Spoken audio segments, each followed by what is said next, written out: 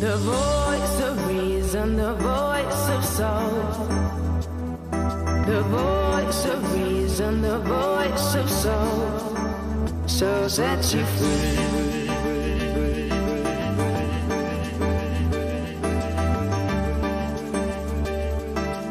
Take it up another level.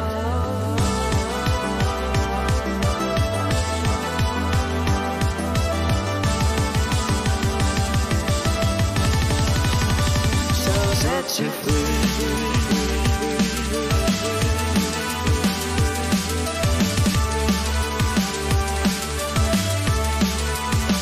So set you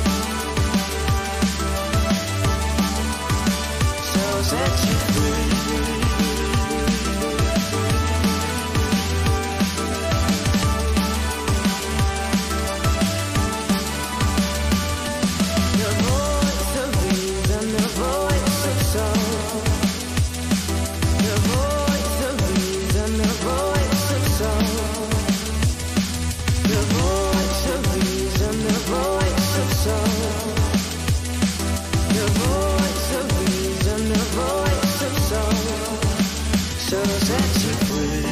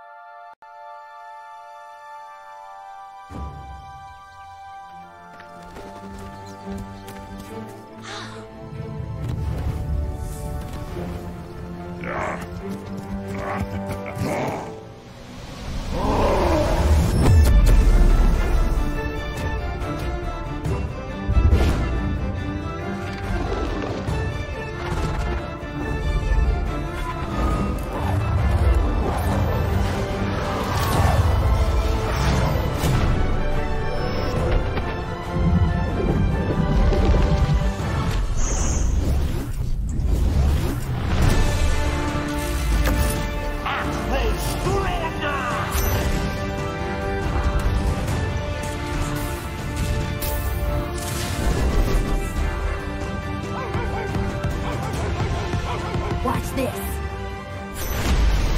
It's not over yet.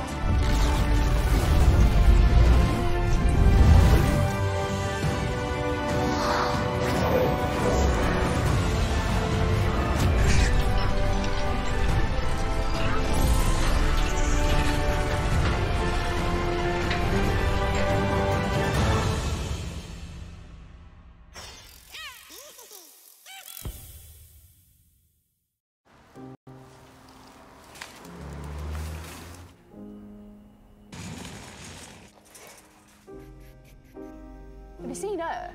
So slow. Millennials, useless. Sounds like a perfectionist to me. Always run with someone like that here!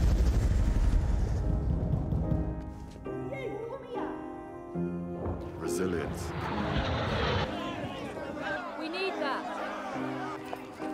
Come on, chop chop.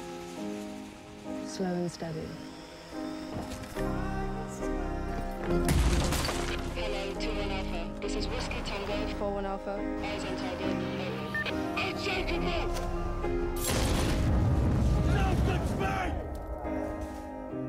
Patience. Always welcome.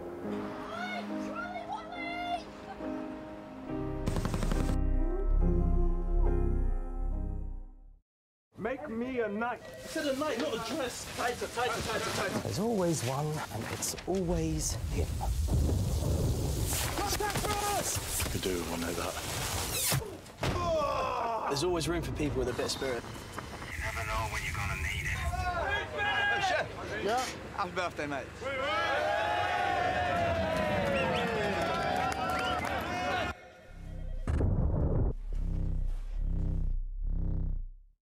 This one, pick it open, Freiburg finding one, but Shock's able to counter, S-Tag finds another, and it's Lucky versus 2 to keep G2 in this series. An instant headshot does give him a bomb plan, and now a 1 versus 1 against Stavin, who's straight through this smoke, and Lucky needs to find a finishing frag, gets tagged up. Stav knows exactly where this T-Threat is playing from, but what a headshot, it's overtime.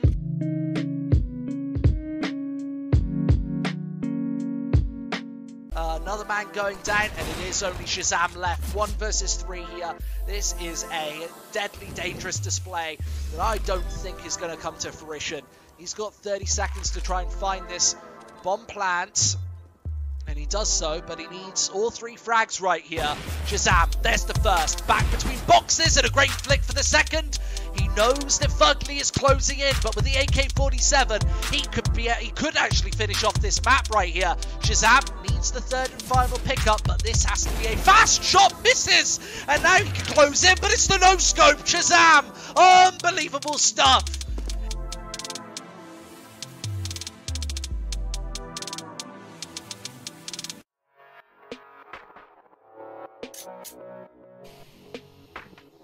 And now ZywOo in a 1 versus 2.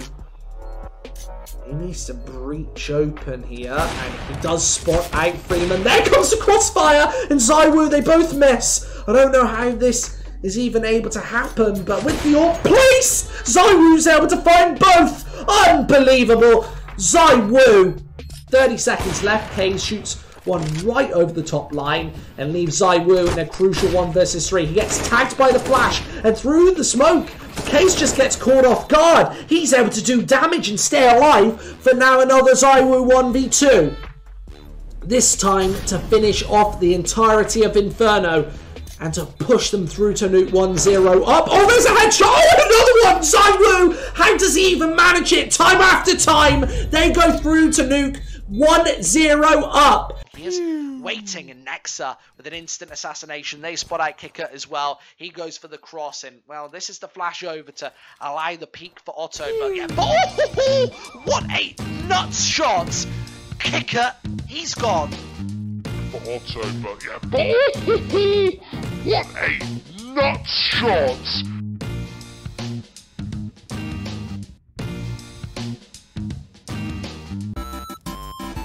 Oh, what's this? Oh my god, it's over. That's over. Mal's career is over. Mal can never play Counter-Strike again. I don't care what happens. He can never play Counter-Strike ever again. That's it. Done.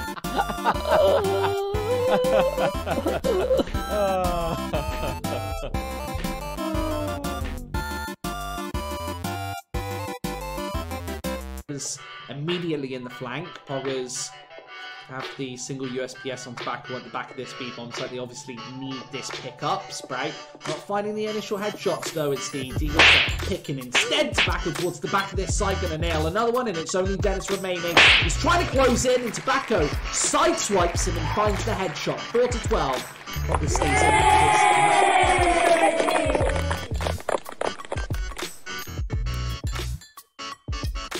So with a little bit of math, I believe this is round 23. Math isn't my strong suit, guys. Don't worry about it. Oh, here we go. Interest. I already know what's going to happen. W7M. Why are you guys just getting so annihilated? Oh, my God. Mirror running out of bullets, but he's still going to go for it. Oh, my Lord.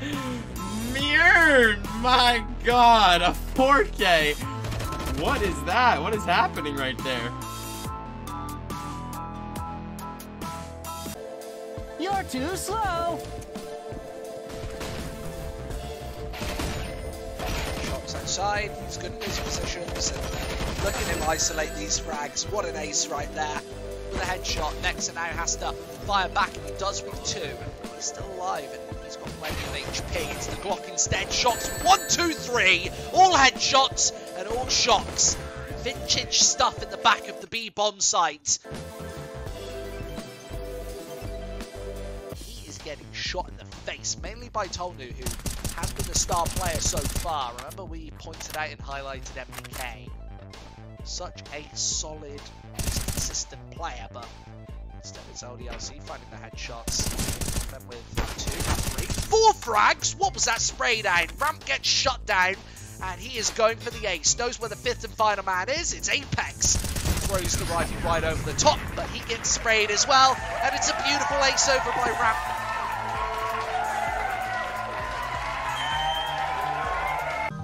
YJ getting taken down. Sorry, YJ. Raffia. Oh my god. Watching this guy op is insane. Let's see him pick up another one. Rafa with 3. He says bye-bye to Isurus. Bye-bye. My damn.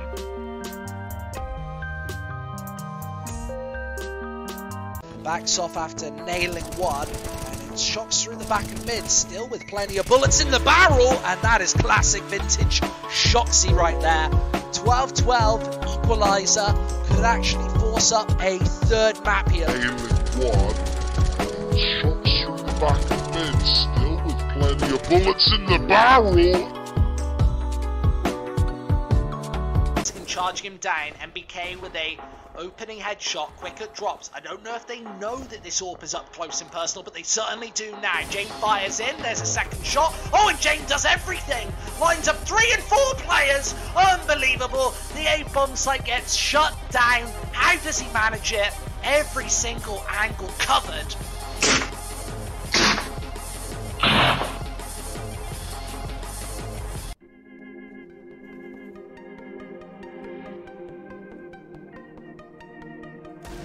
Oh, whoa, whoa, Andrew, the Deagle Blaze picking up 2.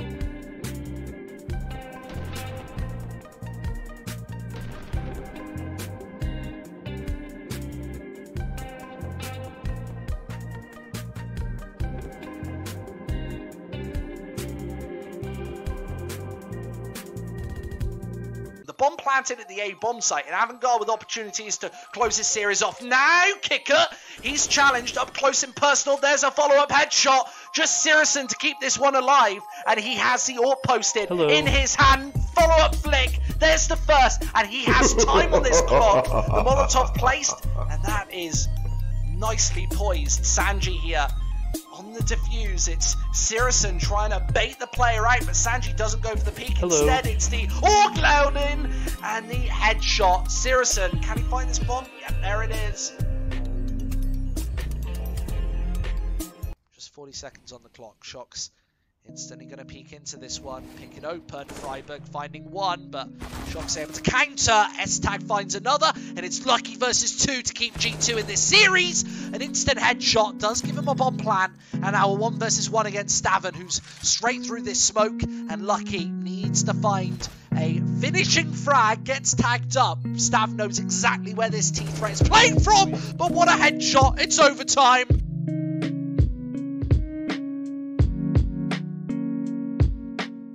Another man going down, and it is only Shazam left. 1 versus 3 here. This is a deadly dangerous display that I don't think is going to come to fruition. He's got 30 seconds to try and find this bomb plant, and he does so, but he needs all 3 frags right here.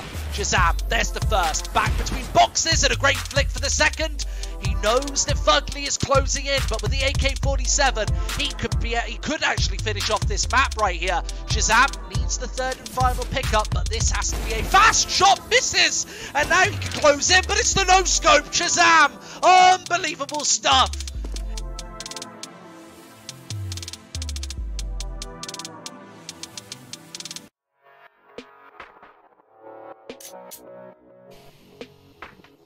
And now it's Wu in a 1 versus 2. He needs to breach open here, and he does spot out Freeman. There comes the crossfire, and ZywOo, they both miss. I don't know how this is even able to happen, but with the AWP place, ZywOo's able to find both. Unbelievable. ZywOo. 30 seconds left. Kane shoots one right over the top line and leaves ZywOo in a crucial 1 versus 3. He gets tagged by the flash, and through the smoke, Case just gets caught off guard. He's able to do damage and stay alive for now another ZywOo 1v2.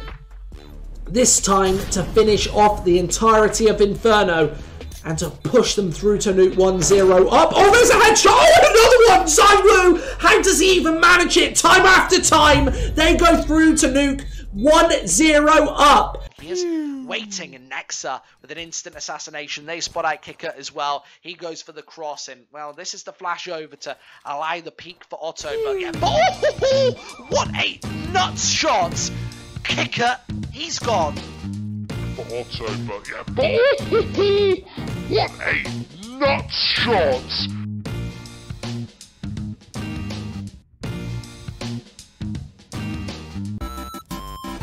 Oh, what's this? Oh my god, it's over. That's over. Mal's career is over. Mal can never play Counter-Strike again. I don't care what happens. He can never play Counter-Strike ever again. That's it. Done.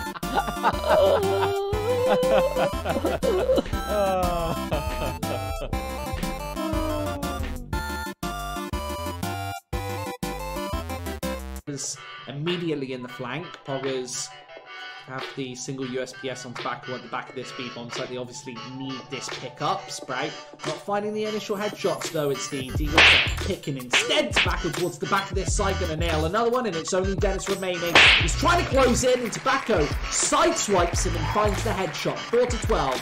Poggers stays in.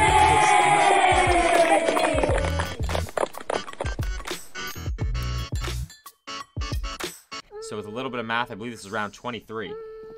Math isn't my strong suit, guys. Don't worry about it. Oh, here we go. I already know what's going to happen. W7M, why are you guys just getting so annihilated? Oh my god. Mirror running out of bullets, but he's still going to go for it. Oh my lord. Mirror, my god. A 4K. What is that? What is happening right there? You're too slow.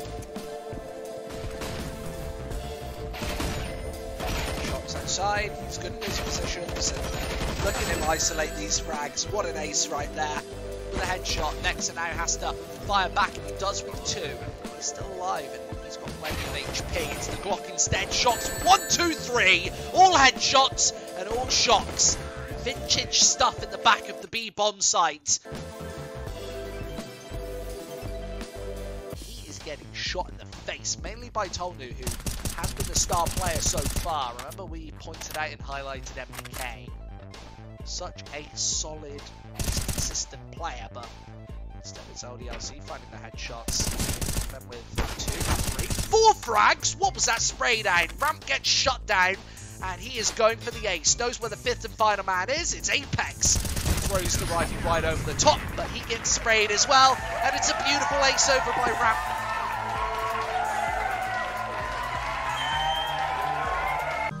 YJ getting taken down. Sorry, YJ. Raffia. Oh my god. Watching this guy op is insane. Let's see him pick up another one. Rafa with 3. He says bye-bye to Isurus. Bye-bye. My damn.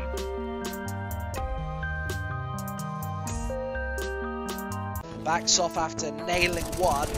And shocks through the back and mid, still with plenty of bullets in the barrel, and that is classic vintage Shoxy right there.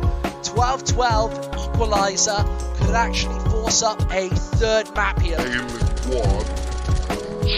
through the back and mid, still with plenty of bullets in the barrel.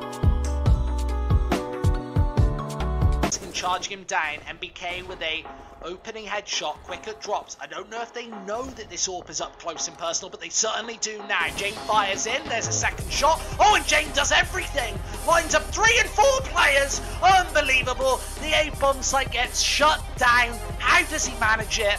Every single angle covered.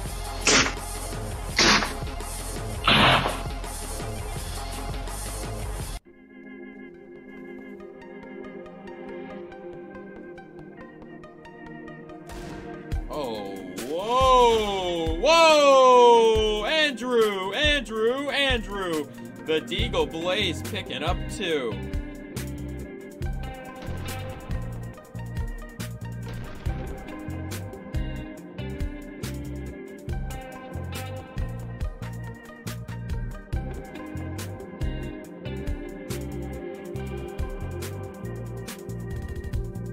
Bomb planted at the A bomb site, and Avantgarde with opportunities to close his series off. Now, Kicker, he's challenged up close and personal. There's a follow-up headshot. Just Sirison to keep this one alive, and he has the AWP posted in his hand. Follow-up flick. There's the 1st, and he has time on this clock. The Molotov placed, and that is nicely poised. Sanji here on the defuse. It's Sirison trying to bait the player out, but Sanji doesn't go for the peek. Instead, it's the Orgloudin and the headshot. Sirison, can he find this bomb? Yep, there it is.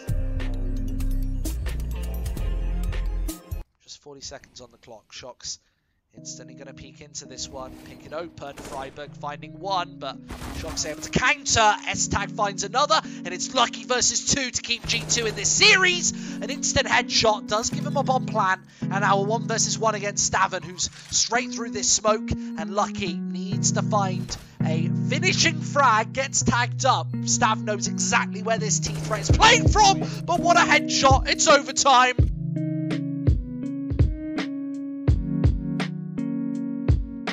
Another man going down, and it is only Shazam left. 1 versus 3 here. This is a deadly dangerous display that I don't think is going to come to fruition. He's got 30 seconds to try and find this bomb plant, and he does so, but he needs all 3 frags right here. Shazam, there's the 1st. Back between boxes, and a great flick for the 2nd. He knows that Fugly is closing in, but with the AK-47, he could actually finish off this map right here. Shazam needs the 3rd and final pickup, but this has to be a fast shot. Misses, and now he can close in, but it's the no-scope. Shazam, unbelievable stuff.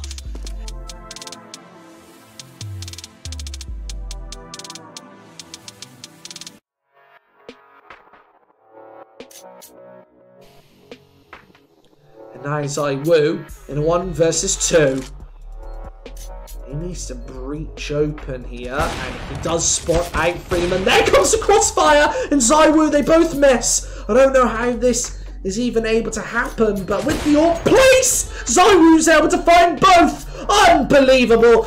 ZywOo, 30 seconds left. Kane shoots one right over the top line and leaves ZywOo in a crucial 1 versus 3. He gets tagged by the flash, and through the smoke, Case just gets caught off guard. He's able to do damage and stay alive for now another ZywOo 1v2.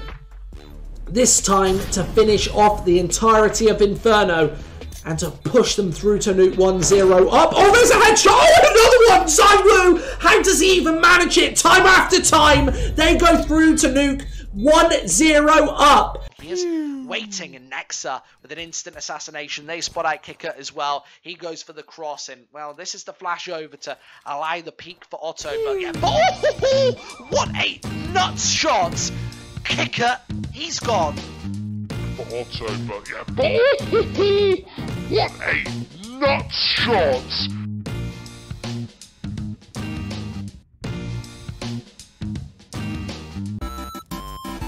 Oh, what's this? Oh my god, it's over. That's over. Mal's career is over. Mal can never play Counter-Strike again. I don't care what happens. He can never play Counter-Strike ever again. That's it. Done.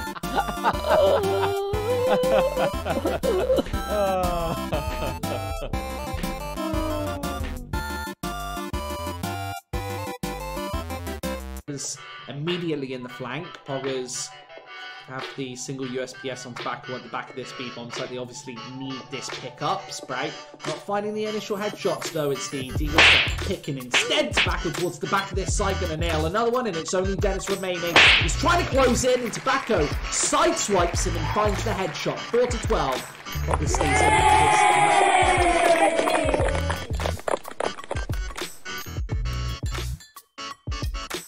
So with a little bit of math, I believe this is round 23. Math isn't my strong suit, guys. Don't worry about it. Oh, here we go. Interest. I already know what's going to happen. W7M. Why are you guys just getting so annihilated? Oh, my God. Mirror running out of bullets, but he's still going to go for it. Oh, my Lord. Mirror. My God. A 4K. What is that? What is happening right there? You're too slow. Outside, he's good in his positions, and look at him isolate these frags. What an ace right there with a headshot. Nexa now has to fire back, and he does with 2. He's still alive, and he's got plenty of HP. It's the Glock instead. Shots 1, 2, 3, all headshots and all shots. Vintage stuff in the back of the B-bomb site. He is getting shot in the face, mainly by Tolnu, who has been the star player so far. Remember, we pointed out and highlighted MPK. Such a solid, consistent player, but instead it's LDLC finding the headshots. Then with 2, 3, 4 frags. What was that spray down? Ramp gets shut down, and he is going for the ace. Knows where the 5th and final man is. It's Apex. Throws the rifle right over the top, but he gets sprayed as well, and it's a beautiful ace over by Ramp.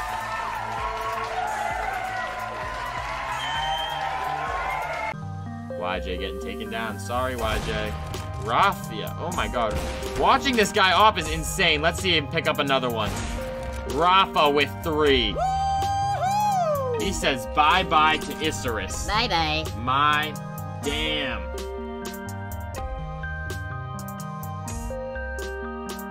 Backs off after nailing 1. Shocks through the back of mid, still with plenty of bullets in the barrel, and that is classic vintage Shoxy right there. 12-12 equalizer could actually force up a 3rd map here. Nailing 1, shocks through the back of mid, still with plenty of bullets in the barrel. Charging him down, MBK with a opening headshot, quicker drops. I don't know if they know that this AWP is up close and personal, but they certainly do now. Jane fires in, there's a second shot. Oh, and Jane does everything. Lines up 3 and 4 players. Unbelievable. The A-bomb site gets shut down. How does he manage it? Every single angle covered.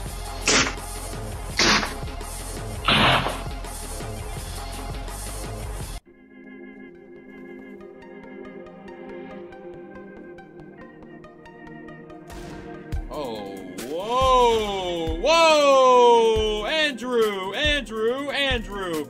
The Deagle Blaze picking up 2.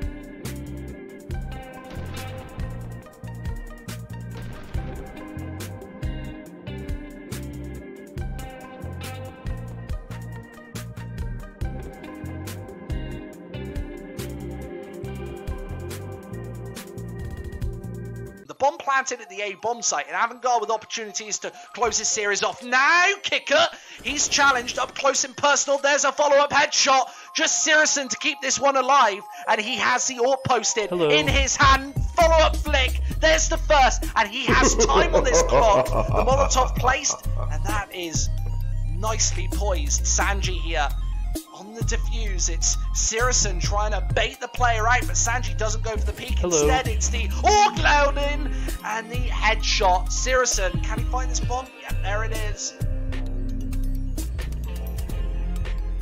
Just 40 seconds on the clock. Shocks instantly going to peek into this one. Pick it open. Freiburg finding one, but Shock's able to counter. S-Tag finds another, and it's Lucky versus 2 to keep G2 in this series. An instant headshot does give him a bomb plan, and now a 1 versus 1 against Stavin, who's straight through this smoke, and Lucky needs to find a finishing frag, gets tagged up. Stav knows exactly where this T-threat is playing from, but what a headshot. It's overtime.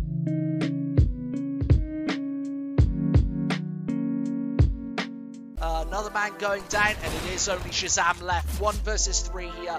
This is a deadly dangerous display that I don't think is going to come to fruition. He's got 30 seconds to try and find this bomb plant, and he does so, but he needs all 3 frags right here. Shazam, there's the first. Back between boxes, and a great flick for the second.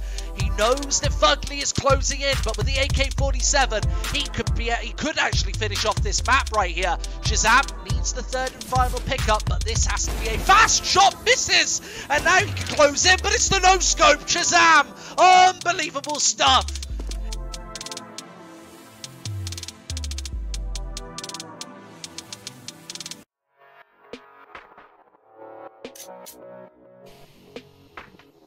And now it's Wu in a 1 versus 2.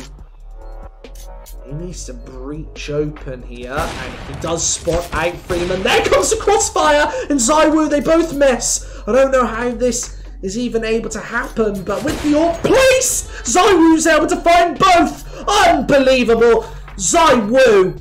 30 seconds left. Hayes shoots one right over the top line and leaves Zaiwu in a crucial 1 versus 3. He gets tagged by the flash, and through the smoke, Case just gets caught off guard. He's able to do damage and stay alive for now another Zaiwu 1v2. This time to finish off the entirety of Inferno and to push them through to Nuke 1-0 up. Oh, there's a headshot. Oh, another one. Zaiwu. How does he even manage it? Time after time, they go through to Nuke 1-0 up. He is waiting in Nexa with an instant assassination. They spot out Kicker as well. He goes for the cross, and well, this is the flash over to allow the peak for Otto. But yeah, what a nuts shot! Kicker, he's gone. For Otto, but yeah, what a nuts shot!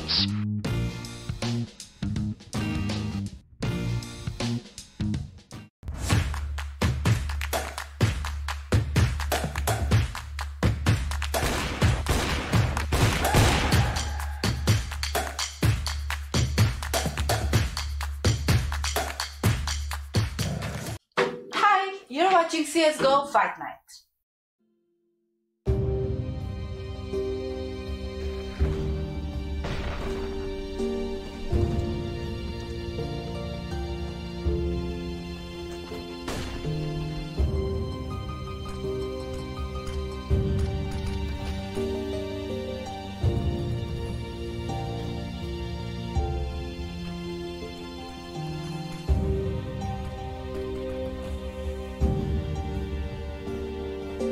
Exactly like what it says on the tin. There's the first one. Nice flick upwards and HS doing all the damage. What was that?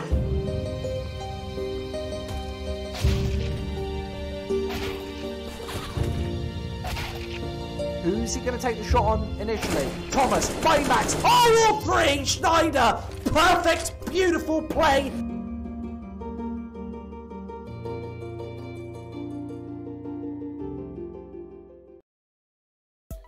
What is going on, party people?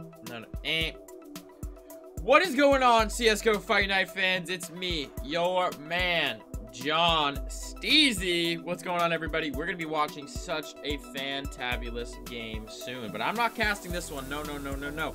That's my good friend, Smith, John, _ Smith, John on Twitter. He's a great caster, a fantastic man, and he makes great graphics, music. He's a jack of all trades, okay?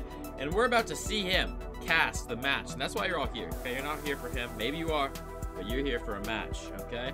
You're here for Variance versus the Quest, and it's gonna be brutal. The Quest taking down Old Guys Club 2 maps to 0. Oh my goodness. Versus Variance, who in the ESEA Season 30 playoffs, they got like a 3rd, 4th place. They sadly only made it to the semifinals, but they're here and they want to make it to the MDL. That's the dream. All these teams' dreams are to make it to MDL. Crazy, crazy stuff. I'm excited to see this one. The Quest had an amazing performance yesterday. I managed to cast their game, and boy, oh boy, did they play spectacularly. It's going to be very exciting to see what goes down here as these two teams go head-to-head. They're pretty close rank-wise in the world, but really we're going to have to see them play it out, and that's how we'll tell who the true winner is and should be. So you guys are all watching CSGO Fight Night, a product of the EFLGG. I hope everybody is enjoying their day, and their day continues to be enjoyed as you enjoy this. I'm saying enjoy a lot. As long as you enjoy this cast, though, everything in your world is fine, okay? So be happy. Smith, John will take it away. Oh boy. And get ready. Variance versus the Quest. Who do you think's gonna win? Type it in the chat.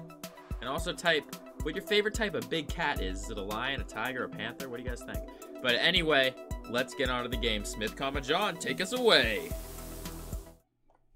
Yes, thank you very much for the lead-in, John Steezy. John Steezy, of course, is going to be on our sister stream. Be sure to check him out at CSGO Fight Night. The link will be in the description in just a moment. But for now, I am, of course, Smith, John. I also go by SCJ, and I also go by Smith, John. And tonight for EFL.GG, we have the Quest versus Variance Gaming. Now, this is, of course, for, and say it with me all at once, 1, 2, 3, ESEA, MDL, Season 30, North America Relegation, Lower Bracket Semifinals. That's right, it just rolls right off the tongue, now doesn't it? Now, I must specify for this matchup that both of these teams will still have a chance to go in if either one of them do not progress past this round. But the winner of this will be competing in MDL for Season 31. The loser will have to go into the 5th place decider versus either Slash level or the fundamentals. So it's going to be up to them. Now, moving swiftly on, let's check out what the Quest is up to. Now, the Quest, they are an all-star team all the way around. Currently 88th in the HLTV rankings, but they have finished #1 at the end of the regular season for Season 30 in ESEA Advance. A lot of hot talk for this team going into the playoffs, but unfortunately they got stomped, and I mean stomped, by Team BBC, who they themselves forfeited out of relegation, so they're unfortunately going to be in Advance now, whereas the Quest are still very much alive. Now moving swiftly on, we've got Variance Gaming. Now, I'm going to be quite honest, and I will tell you that I do not know much about Variance Gaming, but I do know what I see right here on the scoreboard right here. They are currently 128 ranked in HLTV. The best map is Train, and they've peaked at 110. And they are going to be quite a little thorn in the side of these players for the Quest, especially on their quest to try to become MDL certified team players. Because, wait for it, pause for attention.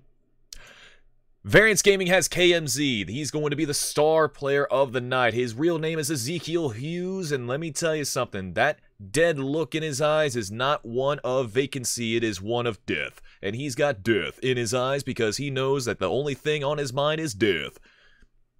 He is a dead shot when it comes to the op, and my God, when he's got you in his scopes, you're going to be not living much anymore. Now, you might be wondering, what in the world is going on here? What is wrong with this man right here tonight? And I'll tell you exactly what's wrong. I had a large tree branch fall on my head earlier tonight. Earlier today. I'm a little concussed right now, so if I'm not all here tonight, then that's gonna be the reason. That's gonna be the reason why. But anyway, moving swiftly on. Do you think it's gonna be the Quest, or do you think it's gonna be Variance Gaming taking this best of 3 series? We don't have the vetoes quite yet. We're gonna get that in just a little moment. Now, bear with me while I pull up classic HLTV.org. By the way, quick shout-outs to HLTV.org. They're a phenomenal resource when it comes to people such as myself trying to get a lot of information for these kinds of games. And my God, we have quite a little setup. I have never been so excited to see something happen as simple as a veto. Ladies and gentlemen, we have Nuke as our first map. And soon after, we will have Overpass. And for a third and final map, we will have Mirage. That is a map lineup that brings a smile to my face. You don't even know. Sirox over in the chat, reading me like a book, ruining the surprises for the entire chat. Like the surprise that I'm about to hit this bottle of honey.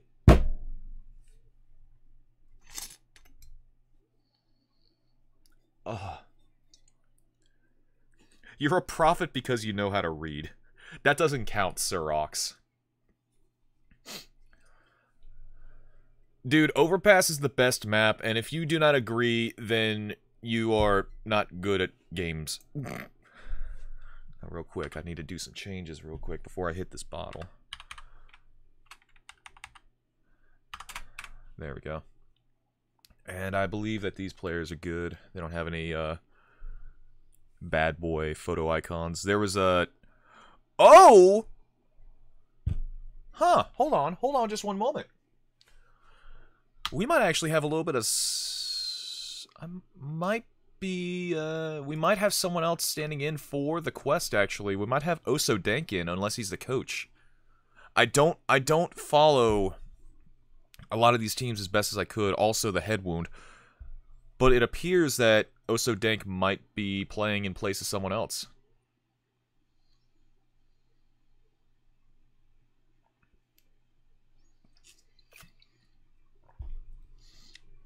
Yeah, we might have ourselves a sub situation, but don't quote me on that.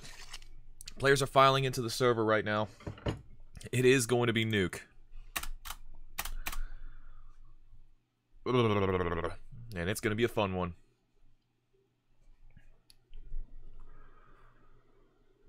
But only time will tell if that's how things are going to go.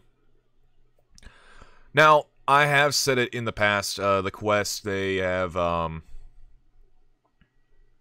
maybe Hennessy with a concussion is not a best idea. Anyway. Ooh, great shot. You can't see that, but I saw it. But what I was trying to say before my brain just totally shut off was, it's kind of befuddling that the Quest have not been represented by an organization yet.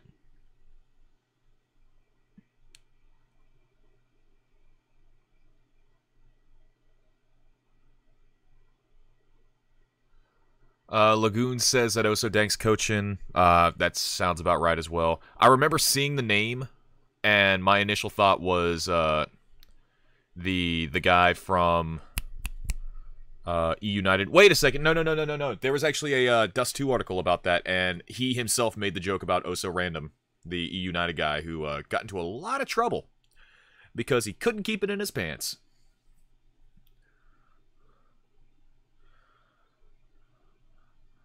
Alright, so if that is the case, then I believe that we have everything lined up as it should be. Everything should be good, everything should be fun. You know what?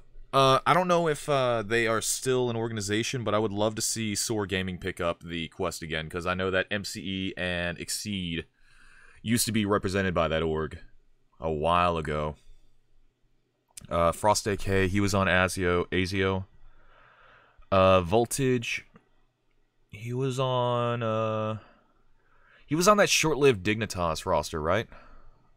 I think. MIBR versus FaZe, that's honestly really, really difficult to call. Not because they're both really good teams, but because they're kind of in the doldrums. But that being said, it's going to be MIBR. Because, like, FaZe Clan, they are a ton of really, really good aimers. But they don't have a level, they don't have the coherency or team play that MIBR has. And even MIBR at their worst can find some great plays in the mix. Like, Fur is always a playmaker. Fallen's got some great skills. And Phelps, he can become great support when he needs to. But the way that I see it, it's not going to go the way of FaZe. It's not. But that's just the way I see that one. And another thing I see right now is that we're about to go into the knife round. The knife round is going to be played off camera because it is not technically a true knife round. I will say that. These sides have been selected prior to the match. And Variance is going to pick that one up. But ladies and gentlemen, boys and girls, everything in between, this map's about to go live. Are you ready to get your spaghetti pushed in? Because I am. And once a side gets selected and the games start the restart section, we're going to move right on. And guess what, ladies and gentlemen, and everything in between, this is going to be Nuke. Are y'all excited for Nuke? Are y'all feeling explosive over this map? Who do you think's going to win this one, Variance or Quest? I want to hear it loud and proud, and I want to hear it right now. Type in the chat, who do you think is going to win?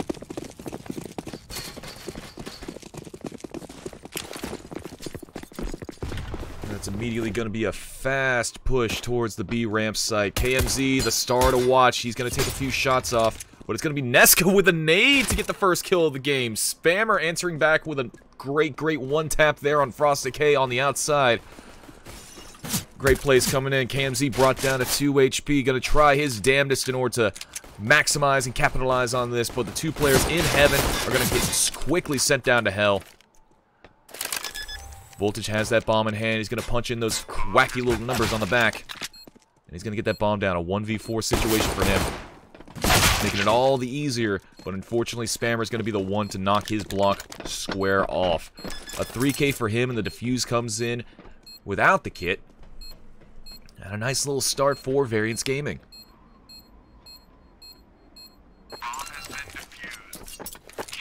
Reserve, you must have forgotten the American Optic roster that they had a few years ago with Naf, Rush, Stanislaw, Mixwell, and I can never remember the last guy. I think it was Daps.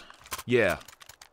I mean, they beat Astralis, they beat FaZe, they were ranked number 2 in the world. I think they were only behind, was it SK at the time? It was either SK or Fnatic, I can't remember. But no, they were really good. And then Stanislaw left to go to Team Liquid. Did not a whole lot with them. And they just, of course, crumbled. I always get really bummed out when I see new Optic rosters now. Because, like, it's never going to do anything great. Unlike what Fang just did right there. Surviving with 21 HP, he's able to live with a quick shot off onto the man with the Glock. Quest, of course, are on a pistol eco, a Pico, if you will.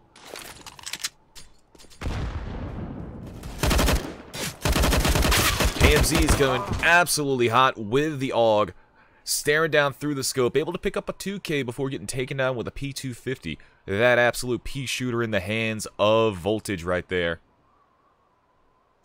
Show him what you're working with. Pick up that deagle. Yeah, baby. Make it spin around a little bit. 53 seconds left on the clock, and Nesca's going to upgrade his weapon for a little bit something a little bit more... words are escaping me.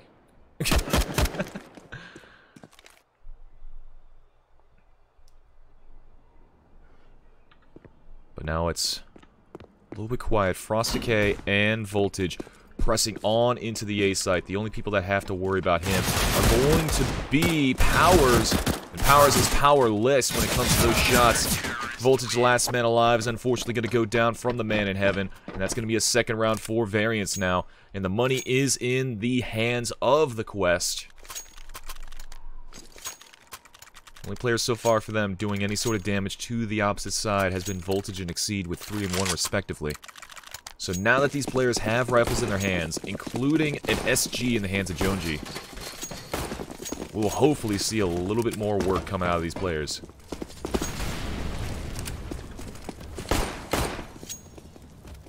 The windows have been popped.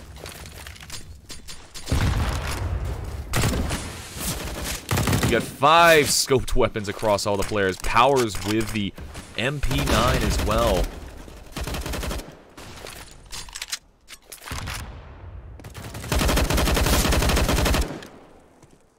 Shots being traded through the smoke. Jonesy brought... Oh wait, I'm sorry. I actually got reprimanded for that before. It's John G. My apologies. John G. Brought down to only 20 HP. And the flank comes in. KMZ sneaky all the way into essentially T-spawn and taking down Voltage with relative ease. Now those B-hop maps are coming into play for Exceed. Oh wait, he dropped the bomb. Oopsies. Gotta pick it back up. Gotta spin around my knife.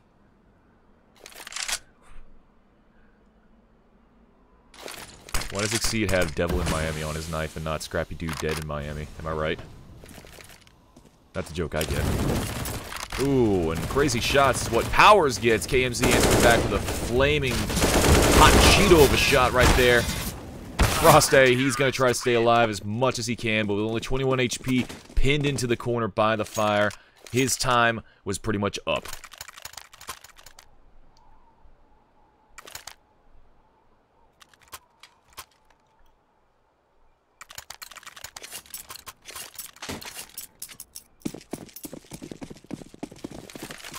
Jokes before Oh no, what joke did I just say? Again, this is the... Wait a second. All eyes on KMZ. I have a personal rule. If there's a shotgun in play, we watch the shotgun non-stop. And given that this is another pistol eco, aka a Pico, you know that KMZ wants to do one thing and one thing only. Make money. I'm not taking my eyes off this view. Everyone else could die around him, and KMZ is going to be the one that I'm watching. I don't care. Bomb's about to go down. And so are all the members of the T side. KMZ's going to answer back with one. One is going to turn around into the wall and just get taken absolutely out. And just like that, it pays off. KMZ getting himself a 2K with the XM1014. And he gets himself a 4th round on the board. Now, ladies and gentlemen, that's how you observe. You stubbornly watch one player, hoping to God and all whoever is viewing you that you're going to get that one play, and then it happens.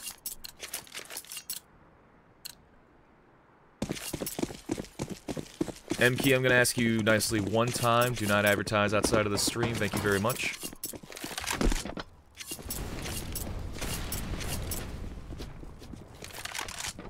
I appreciate the hustle, but I cannot condone that right now. And these trades just keep coming through right now. Fang is firing desperately through the smoke. Powers is going to pick up a kill on Exceed with a nade. Here, enjoy that big green egg, my dude. Now it's a 4v3. Variance still in control here. 4-0. Neska's going for that cheeky little boost.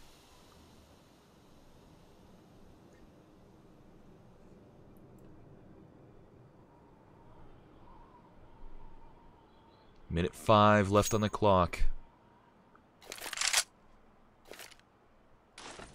We're still waiting patiently for any, and I mean any sort of interaction from any of the players right now. After an explosive start to the map, to the round, my apologies. Things have gotten lukewarm.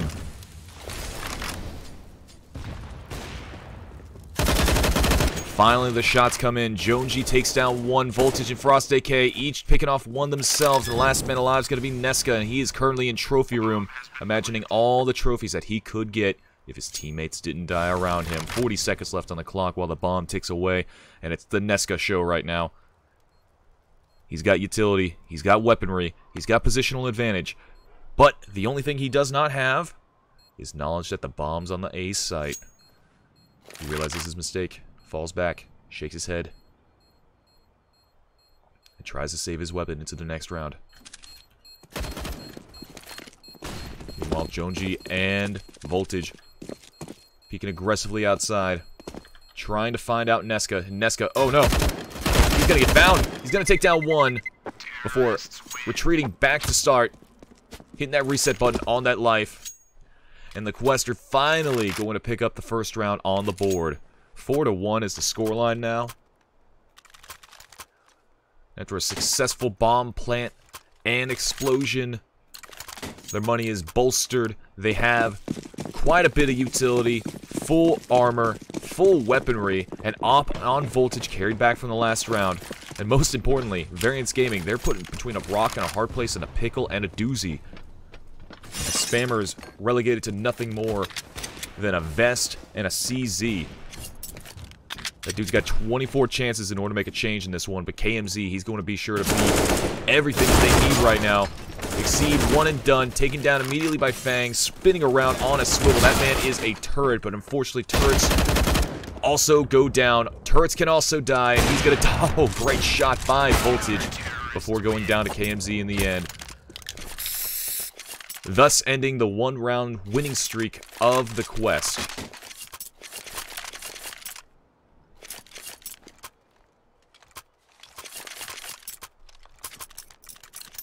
No. Like, it's fine if people are critical of me tonight. I'm not exactly all here. Toast on bread, I do apologize if this is not the best cast right now. Like I said at the start of the show, I got hit in the head by a falling branch while doing yard work, so I'm full-blown not here right now. I am but a shell of my former self.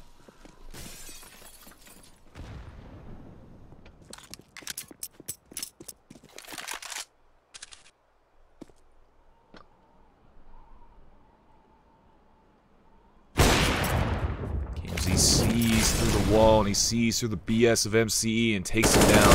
And then MCE becomes KIA. Frost AK trying desperately to take out Powers. And the powers that be are vested in him, are trying desperately to make sure that that does not happen.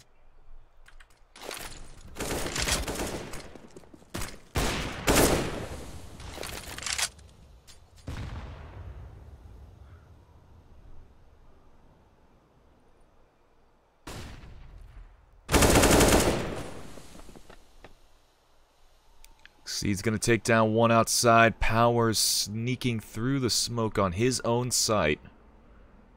Much like a child sneaks through the house after bedtime to get a little bit of milk.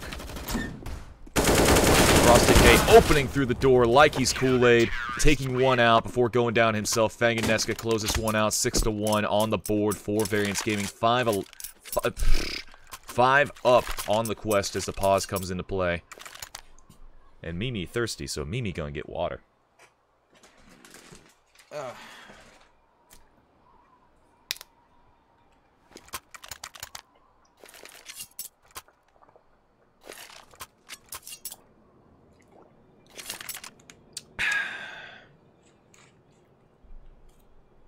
One second. Oh my god, that's so much better. So, last night I casted a game and I had my fan going on in the background because the room that I'm in gets sweltering. Like, for some reason the AC just does not work in my room. I don't know why. And when it gets above, I don't know, 60 degrees, it becomes a hot box. So I try to have like an industrial fan on the background. It did not work out very well, but what did work out very well was this push by the Quest. Frosted K is going to take down one. Powers is going to take down two right quick after that. Nesca's going to go down. AMC is going to go down. Last man alive is going to be Powers, and by the Powers vested in him, he's going to get this ace. So help me God. He takes down one more. He's got one more to go, and there he has it. Powers picks up the ace with a long-range MP9 kill. And Variance Gaming, they seemingly cannot be stopped when plays like that just materialize out of nowhere.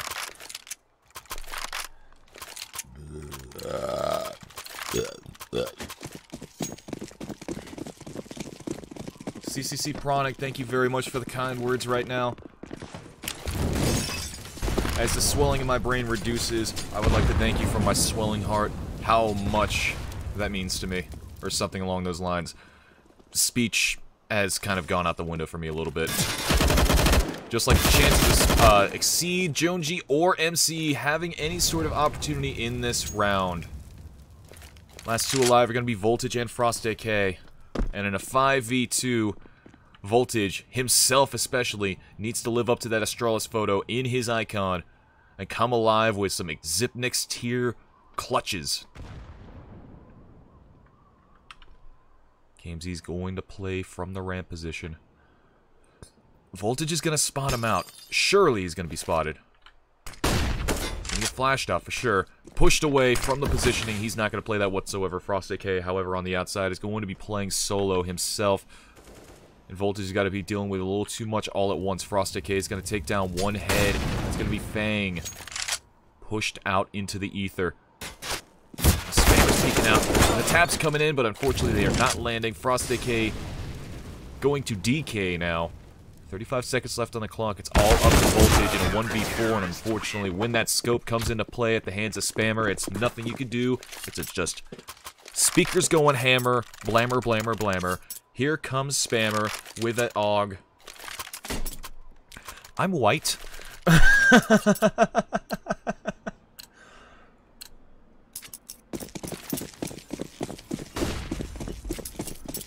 Oh yeah, I didn't even notice. It was Brazil. Oh no.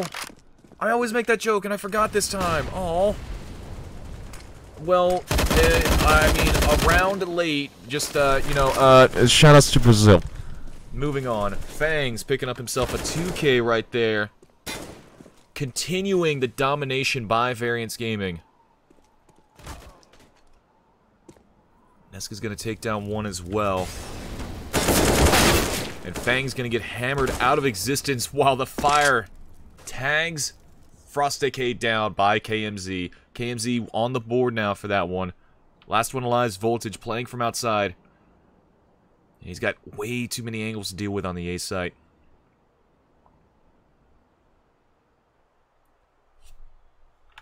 There's Powers spotting him out and taking him out. That's going to be a closed casket funeral for the Quest player as we go 9-1 in favor of Variance Gaming. Another pause comes into play now as the Quest desperately need to find their footing in this map.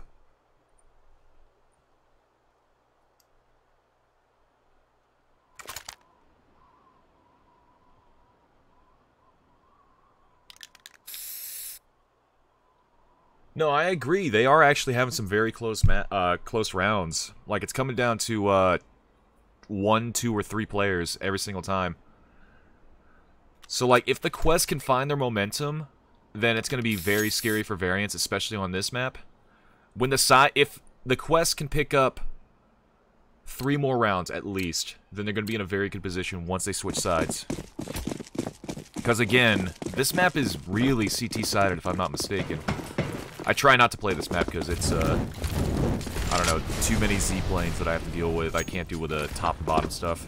Even after they change the sounds of the bombs, it's just too many things going on at once. Just like that, Spammer's gonna spam and blam his way into the top of the scoreboard. Just like that, and I don't even know if he is. Let's see, actually. Yeah! Haha! Alright, that worked out. He's got 11 along with KMZ. Both of them are vying for that #1 spot, just like a ludicrous track that samples Quincy Jones' seminal soundtrack for Austin Powers. They are both going for that #1 spot. Now that's a reference I understand, and I don't need to have a concussion in order to get really good and stupid samples in hip-hop songs from 2005. Powers with a 1-tap onto that skull. MCE doing absolutely nothing.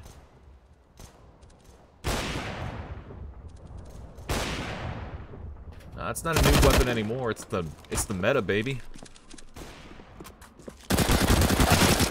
And oh, that's a shame. Powers caught in his moment, caught in the hubris of it all, swinging his knife and just running into the gun of Frost AK. Now Frost AK in a 1v4. Gonna get spammed out by Spammer. That name. Look at that. He's on a swivel. I love it. And it really is quite fitting that Spammer is the one spamming those shots right there. That's beside the point. Variance Gaming pick up another round, making double digits on the board in their favor. In the quest, honey, sweetie, doll, what are you doing? I speak to you not as a team, but as a people. What is you doing, baby? Oh no. Dooku, might I remind you that the quest did finish the regular season 14-2, dropping only 2 maps to, oh god, I can't remember. I think one of them was Hot Ass. One of them was Hot Ass. I remember that much because it was like quite a big moment. They were undefeated up until that point. So they're not a team to be messed with, but maybe the pressure of the playoffs has been messing with their mental a little bit. That's really the only guess that I can have when it comes to how the quest has been playing for the matches that I've seen them play. Because they've lost to Blitzkrieg. No, I'm sorry. They actually, I believe they beat Blitzkrieg for an opportunity to get into the relegation. Yes, that's exactly what happened. They won 2-1. It was really, really close. But eventually they won that one out. Frosty K is going to find one right there. Power's being picked from the sky. Like it were Duck Hunt. In that lineup. Oh, KMZ, you were so close. I believe Voltage got tagged. Well, he definitely did that time. Just like that, we got a double-digit lead for Variance Gaming. And we got a third pause now. The Quest just really don't know what to do with this one. Just real quick, we're going to look at the kills right now. KMZ, the star of the show, he's 15-5. Spammer soon behind with 13-5, and soon behind him is going to be Fang, and then Powers, and then Nesca. They are all playing up to their levels. However, on the opposite side, no one is at double digits. Not a soul. So we got some head scratching in the server about that. Frosty K, however, can be holding his head up quite high. His headshot percentage is 77. 7 of his kills so far out of the 9 have been headshots. Well done statistic by him. Utility damage. That's another thing. The Quest. No utility damage. 19 done by Janji. And I don't know what that says about the positioning of Variance Gaming, or if it's the lack of utility usage by the Quest so far, but they have so far found nothing with grenades or fires or anything. So that's definitely going to be something to watch for the coming rounds, especially when sides are switched.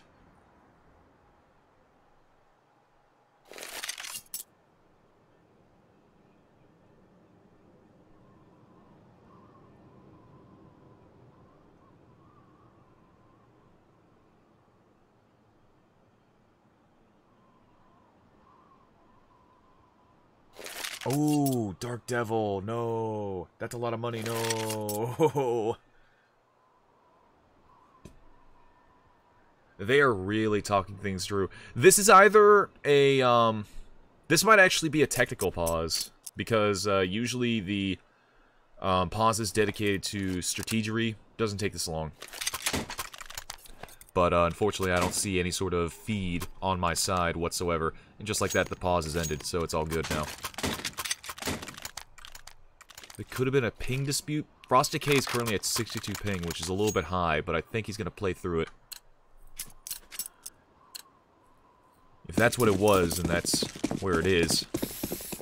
Now, the Quest have not won a round in 7 rounds. Their first win was at round 5, and that was scrappy if ever I've seen one.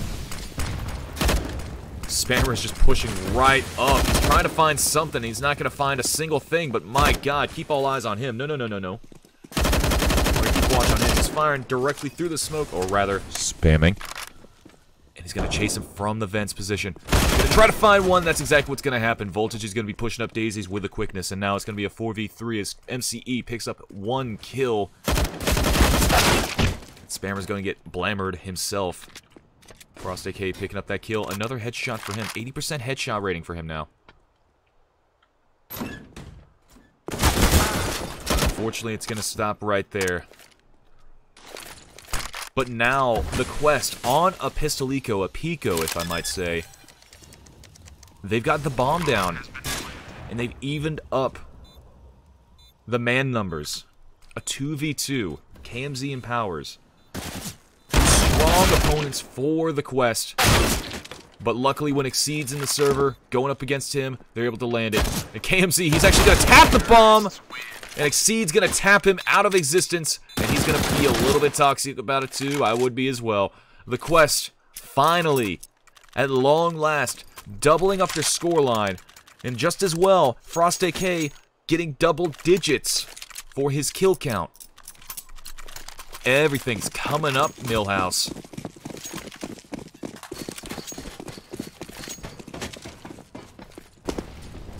Yes, one Bibby. I too miss Soar. I really like the team for what it was, and I really like the logo because it was purple. Powers, however, seeing a lot of red.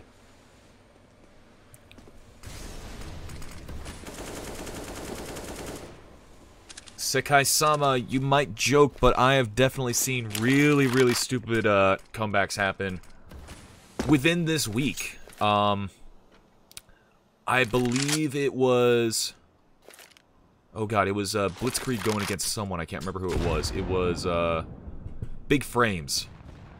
Blitzkrieg won 2-0 against Big Frames for the 7th place position on the relegation qualifier. And they won Dust 2. Basically, they switched sides from 4 to 11. Blitzkrieg down 4 to 11. Switched sides, won this thing out 16 to 11. I have never witnessed a game like that where I casted it in all my years, and it's only been 2 months. And just like that, a great lineup from Fang, closing that one out, setting things right in their position right there. Variance Gaming picking up a 12th round. And Quest, they need... this is not a scenario where they might want to get this, you know, if they have this, it's going to be alright. No, they need to win this next round, or else it's going to be basically curtains for their CT side. No cushion, no nothing. Like, I don't even have a metaphor. They just need to win this round. The Quest need to win this round. I'm sorry to put some extra pressure on the Quest, but they need to win this round.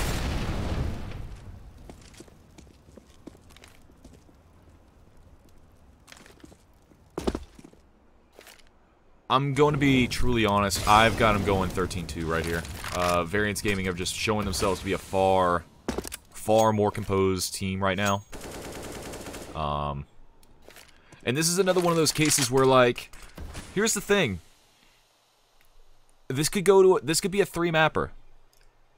Like, this could very easily be a 3-mapper. Make no mistake, because the last night when I casted, I underestimated /level, and they took the first map soundly, but Thunder Logic answered back with 2 maps after that and closed the thing out in their favor. So even if the first map does not go in the favor of the Quest, this could easily bounce back long term for them. Don't forget that. But a thing we probably also should not forget is the fact that this is the Quest map pick. And, well, things are starting to turn up pretty well. Finally, the Quest turns up. They get that 3rd round on the board, thus flying into my face and saying, hell no, we won't go 13-2 against Variance Gaming. So screw me, I guess.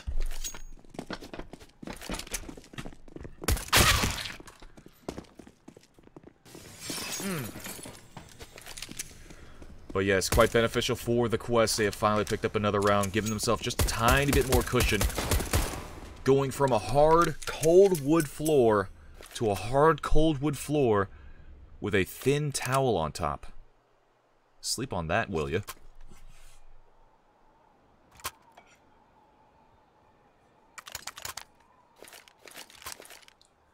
Yes, this is one of those cases where the pistol puts it all on the line for them.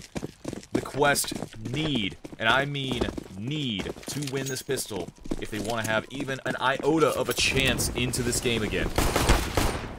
And it all starts with the initial combat right there. KMZ's going to take all the damage right there, all 14 shots.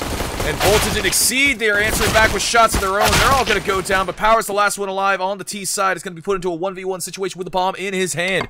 It is do or die for Janji on the CT side now. Will it be Janji or will it be Powers?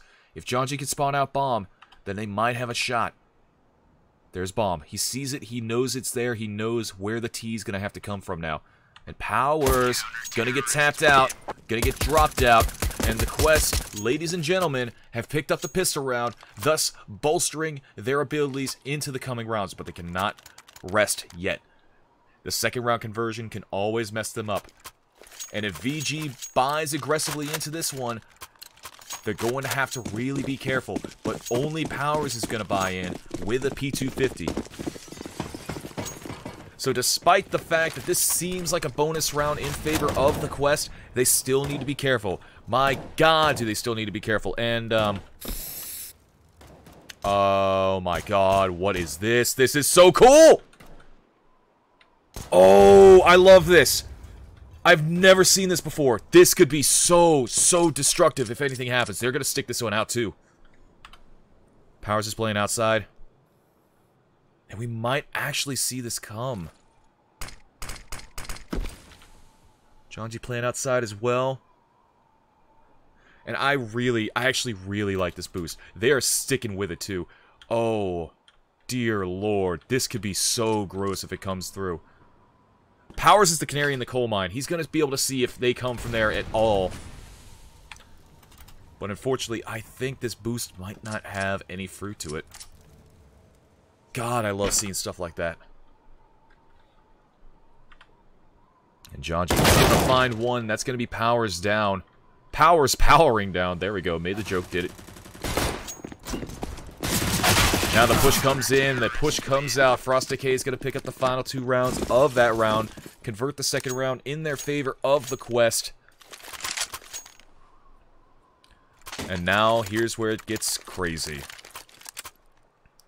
Now the CT side is going to keep their SMGs. I do not see as a very positive move whatsoever, but it's better than investing into the round, losing it versus the AKs, and having no money whatsoever. So them playing with the SMGs right here, with the little bit of cushion that they have left, it's still quite positive, especially when KMZ is hitting shots like that. That's going to be a UMP out of their hands now. KMZ's re-aggressing. That's going to be Janji on ramp. Will he be able to expect positioning? No, he will not. KMZ's going to swing hard and take him out as well. And he is putting a few more nails into the coffin and making sure that he is not going to rise again. Now a 3v5. Voltage is hearing the leaps and bounds by KMZ. And he's going to take him down as well. KMZ. He's just a madman with this AK in hand. Last one alive is going to be Frost AK, and KMZ, he's going to try to go for one last one. He sees him in the smoke. He's going to go for it. But Frost AK is going to shut him down. 3 is all that could be for KMZ. And with 50 seconds left, Frost AK looking at a 1v5 ace clutch with nothing more than a UMP 45. This might be the moment of the entire tournament if he could do this. All eyes are going to be on Frost AK. And his hesitance is going to be the death of him as the bomb goes down onto the A site. He hears the footsteps. He knows that someone's close. And Frost AK, he knows that he can go for this. And he's going to do just that. He's going to take down one. He spotted the shots from Nesca, and he knows that there's another man there. He does not want to re-aggress. He's going to fall back, and he's going to go up to the heaven position.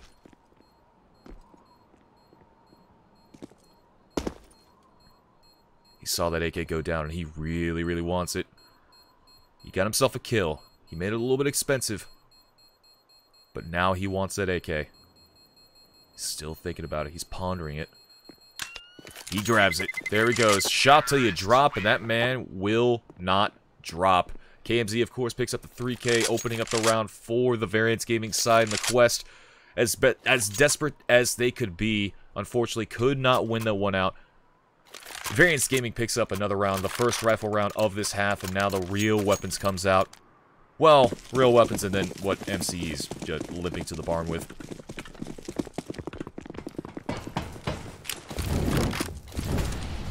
It's that high-level movement, baby. Ooh, Voltage is so good when it comes to using the op that it's actually terrifying. Like, his flicks are instantaneous. But it could also be because I'm only running on 80 frames on Nuke. Oh, you definitely saw it there.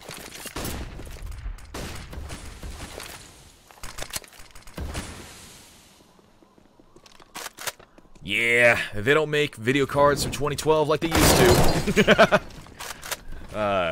Nesca gets absolutely popped like the tip that he is, and then Powers answers back with another popping of his own. MCE trying to make that FAMAS work. He does just enough, but not enough indeed. Spammer and Powers, the last ones alive for Variance Gaming. They couldn't have asked for better players to stay alive for them. But it's going to be a tall order for the Variance Gaming side. The crossfire is quite good. The lineup comes in, but it's the only person that's going out will be Spammer. And now Powers is trying desperately in order to keep this thing alive. 1v3 right now. That's what he's working with. And a shot to the back, execution style, and now Powers is powerless as Frost AK diffuses that bomb with ease. 6 rounds now for the Quest, doubling their scoreline from the start of the half. It's still doable for the American Wonderkind of this team. Surox, if you... Oh wait, is that an Intel chip card? That's a NVIDIA card, right?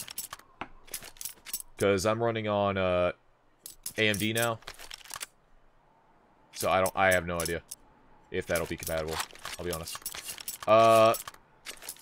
But honestly, I'd be wildly humbled if you did. That rule. Yeah, I think there might be compatibility issues, but if 1050, that's I don't know how many gigs of memory does it have? Because mine currently has 3 gigs. I mean, it was great in 2012, but now it's like, ugh, the fan's dying, it's chugging a little bit. It's not the best card. I really liked it though. I'm sure it'll be fine in a pinch, but what's funny is that I went from I basically upgraded everything on the inside of my computer. I upgraded the motherboard, the RAM, the chipset, so I went from Intel to AMD. The only thing I haven't changed so far was the video card, because I didn't have enough money. So what would be funny is that if I actually have an AMD card right in there now, and I was running Intel chip with AMD card forever, and it would just be really funny if I went from AMD chip to NVIDIA card after all that time.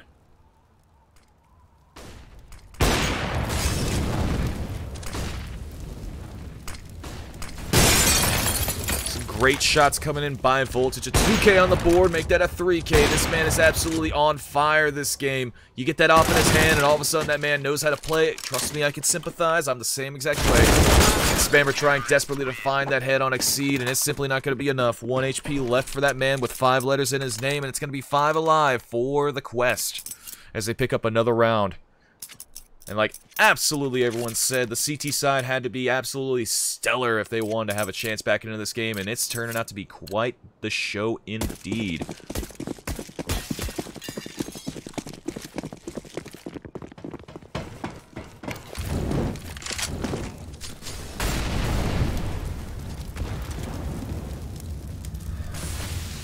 So right now we got a few purchasers of upgraded pistols. We got Fang with a P250, a CZ and Spammer, and a Deagle in the pans of Powers.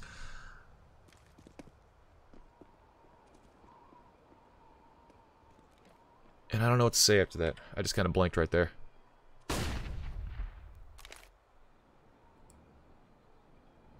And right now it's a game of chicken. A game of... What are they called? The staring game? Staring contest, blink, don't blink, whatever. I have a concussion. And Johnsy's is cleaning up. He picks up a second kill right there. Voltage off screen, picks up another one himself. These pistols are no match against these rifles, and Nesca gonna run pants filled with fecal matter as he tries desperately to get to the B site. Last man alive with nothing more than a Glock. Oh, he's going for it. Oh, you've really got to admire this.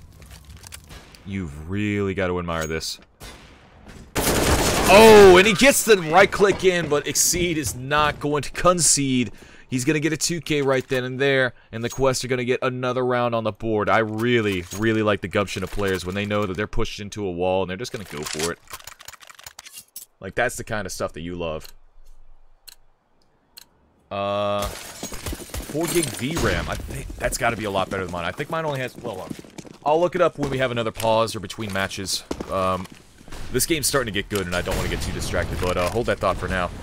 We are, of course, in round 22. John G holding from that smoke position as Spammer does what he does best. It spams absolutely everything he's got. He's throwing smokes, he's throwing flashes, he's throwing fire, and Powers is throwing bullets at the back of the head of John G, taken out execution style. We're looking at his corpse decomposing right there as we speak.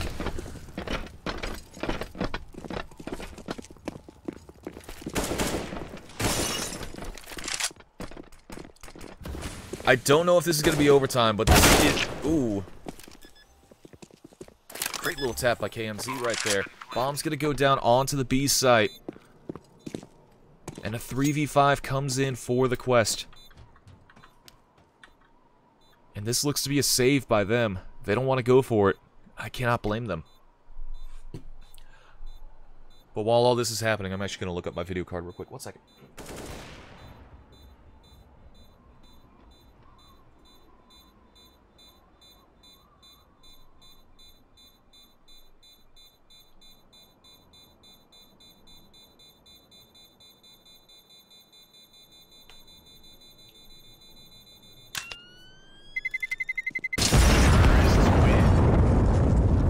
Oh, I can't read.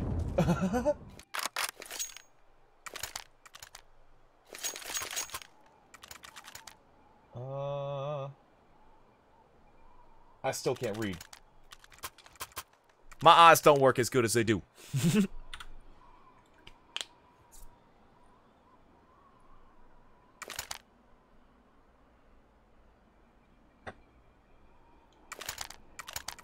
This is still quite a lively little matchup. The Quest, they were on life support when we got into the second half, but now they're starting to show signs of life, and I'm very excited to see what happens in maps coming up. But it's still, so far, the Variance show. 2 rounds away from claiming Nuke, and then we're going to go right into Overpass. Which, should be a little bit interesting because the Quest so far have yet to win a map on Overpass. At the very least, they have yet to win a map in the playoff section in regards to maps that have been covered on HLTV. They actually play Overpass a lot on regular season. They won a lot. I think they played 6 times and won every single time then. So, realistically, who knows? But what I do know is that Fang is just absolutely cleaning up along with KMZ. Nesca's doing a little bit of damage himself. Voltage and Janji, last man alive with ops in hand. They need to come alive right then and there. Janji barely missing the head of Fang. Voltage playing from outside. He's not going to find a single thing from that position. And Janji, he doesn't want that smoke.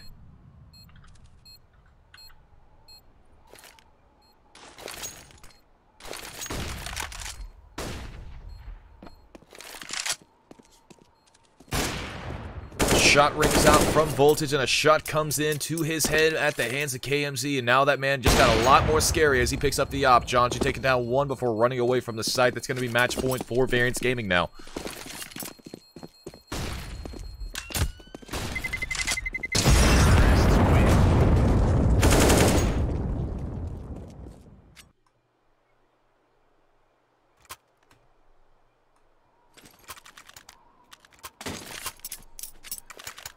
Seven more seven more rounds for the Quest. 7 match points is what they have to stare down at the start of every round. But for Variance Gaming, they only want to see it once on Nuke. And damn it all if they don't want to try to close this one out with the quickness. But as I was speaking there, KMZ, Fang, and Spammer all took quite a bit of damage from utility. KMZ answered back with a shot of his own, and we are just missing absolutely everything on screen right now. Fang goes down. Janji's answering back with some of his own. Powers takes him out finally. A 2v4 for match point, and Nesca, oh, he could rain down hell like Assassin's Creed 3. And I want to see all eyes on this man. And that's it for him. Frosty K, the last one alive and the last one to go down. Ladies and gentlemen, Variance Gaming have picked up the first map. And that map, of course, being... I almost said Dust 2. Now, this is, of course, the best of 3 series, and the next map is going to be Overpass, which is actually the selection of Variance Gaming. So we're going to see quite an interesting matchup then. And I do thank absolutely everyone for coming into the chat right now. We have an astounding, and I do mean astounding, 700 people watching right now. I thank every last one of you for coming in right now.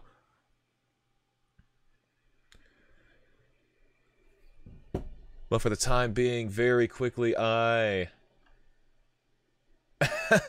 imagine if they did play Assault. Oh man, we got a brand new CS:GO tournament. Oh, what's gonna be the map pool? Oh, we got Assault, Militia, and Aztec. Pick one.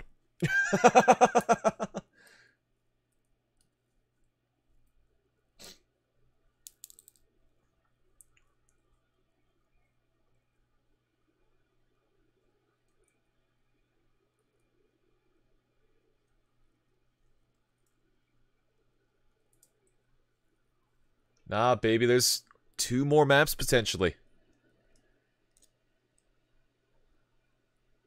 Oh, Dark Devil. Oh, you poor thing.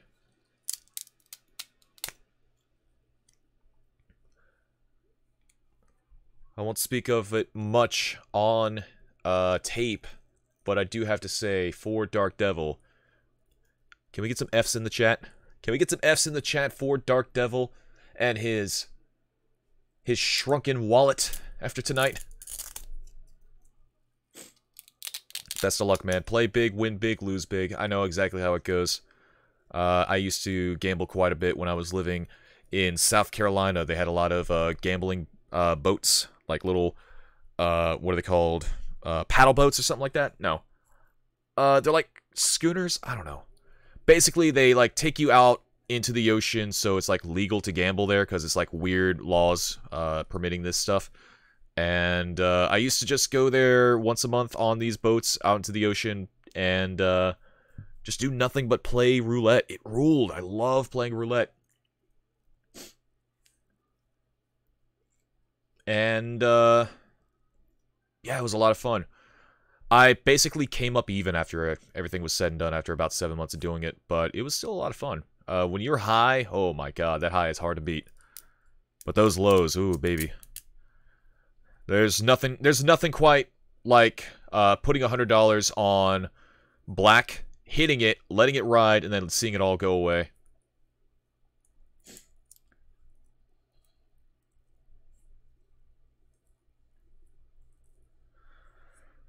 But yes, if you're just joining us, thank you very much for joining us. This is, of course, EFL.GG's presentation of the Quest vs. Variance Gaming for the ESEA MDL Season 30 North American Relegation lower bracket semifinals. And the winner of this matchup will be going on to play in the next season of MDL. And the loser will still have a chance to play in MDL, but they will have to go into the 5th place decider map against the loser of the fundamentals versus slash level.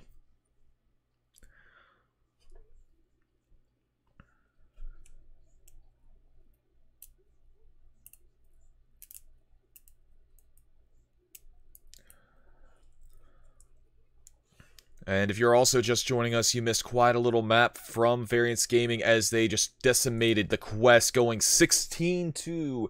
Was it 8 or 9? It kind of hit me with such a blinding blur that I kind of forgot exactly what happened.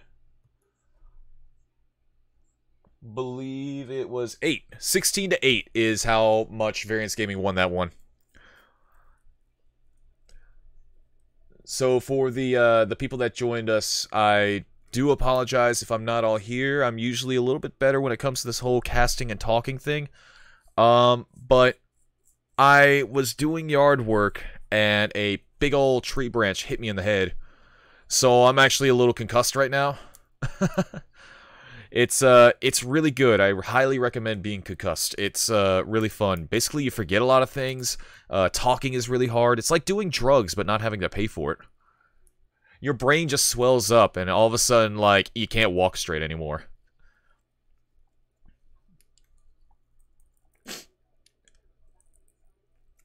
But yes, right now we're just waiting for the players to get into the server.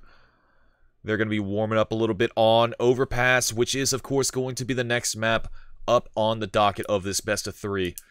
If this map goes the way of the quest, which I do very well believe it will go, we might just as well be seeing a third map, and that third map is going to be Mirage.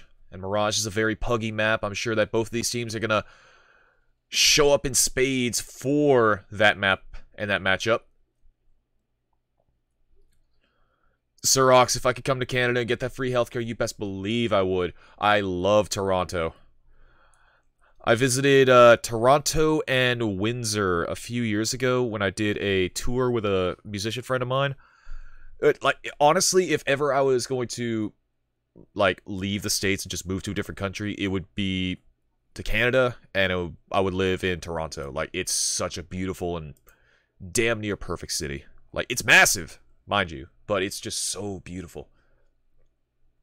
That's another thing. Chris Mark Flores proves a huge point when it comes to gambling. I do not condone gambling in the least bit, but if you're going to do so, be sure to gamble wisely and responsibly. Only bet within your means. But a thing that he just mentioned in the chat is always follow your gut. If you're going to gamble, always follow your gut. Never go against it. Ever. But now moving swiftly on, we're going to go right into the next map. Map 2 is, of course, going to be Overpass. The quest are starting off on the CT side, and Variance is going to be on the T side. Who do you got winning this whole entire thing? Variance, of course, up one map. Do you think that Variance are going to close this one out 2-0, or do you think the quest is going to push this into a third map? Let's see it right here in the chat right now.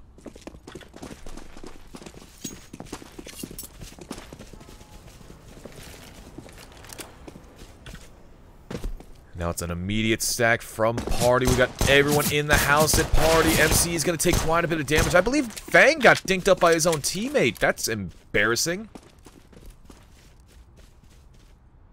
You definitely don't want to see that in such an important round, such as the pistol round. And a great shot coming in from MC, taking out the troublemaker that is KMZ right off the bat. A great start by him. I just remembered I had the TV on in the background. I hope that it's not picking up over the microphone. Nothing like Family Guy reruns to really set the mood of a Counter-Strike game. But then again, it is Counter-Strike Global Offensive, and I am globally offended by the works of Seth MacFarlane. These shots, they keep coming in, but the execute, it's coming in as well. One person has gone down for Variance Gaming right now in a 4v5 to try desperately to take this site. And that's exactly what's going to happen. Bomb goes down by the hands of Powers. And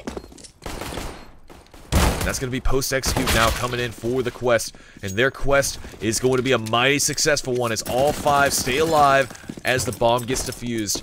The last map, we don't need to talk about the last map. The quest, they don't want to talk about it either. You know what? It's all about Overpass now. And the quest have surpassed Variance Gaming on the pistol round, setting the tone and the mood and the momentum for them in quite a positive light.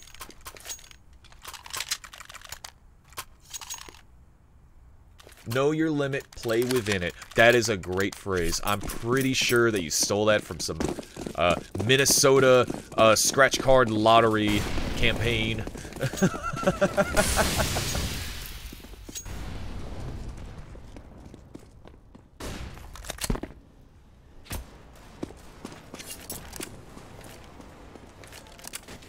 Dark Devil, in regards to the Quest not winning on Overpass, that is only in regards to matches that have been covered directly on HLTV.org. They do not take into account the matches that they have played exclusively on the ESEA servers for the Season 30 Advanced Season. And they have played 6 times, I believe 5 or 6 times. They played Overpass a ton, I know that much. And they won every single matchup right there. So they are definitely a capable team on this map. It just has been projected well in the statistics for them. It's kind of a messed up thing when it comes to that in regards to HLTV covering these kinds of matchups, because it skews their map pool a little bit in the negative. And it can especially make things a little bit dicey when it comes to vetoes for teams that don't usually play against each other, because there were 47 teams that played in the advanced season. And it's very difficult to learn 18 teams like you have to do in MDL. So to try to learn 46 different potential matchups, that's impossible. And HLTV is just going to make it a little bit more difficult for teams like Variance Gaming going up against Quest. Now, what the Quest did because of that is that they called their bluff. So now the Quest are going to have one hell of a great map right here. And we're seeing it come into play right here and right now. This is, of course, the first rifle round for both sides. The Quest have already picked up 2 rounds, and they're keeping those SMGs on Exceed and Janji from the round prior. KMZ's picked up that big green cannon that's now, strangely, a little bit white, black, and orange. Shoutouts to Fnatic, am I right, folks? And Neska's going to throw that nade. Let's see where that nade goes. Oh, it's doing a little bit of damage. You can see him shaking his head. It didn't do as much as he wanted.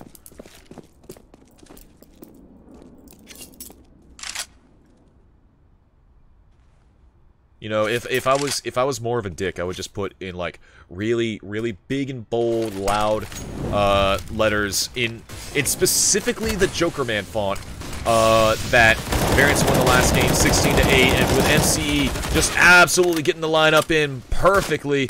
He's gonna stop the push, and Neska's gonna push through the smoke and take down one. That's gonna be Janji down and out. But all these players on the T side are low. One well-placed grenade can do it all. But there is no grenade in the hands of these CT players. The bomb's gone down. 2v2. Superior weaponry in the hands of the T side. And now Spammer gonna get caught from behind the wall. Last man alive is going to be KMZ, and KMZ's got that up, but oh my god, if that's a bro moment, I don't even know what it is. KMZ, honey, you can't be missing shots like that. Not like this. Not like this.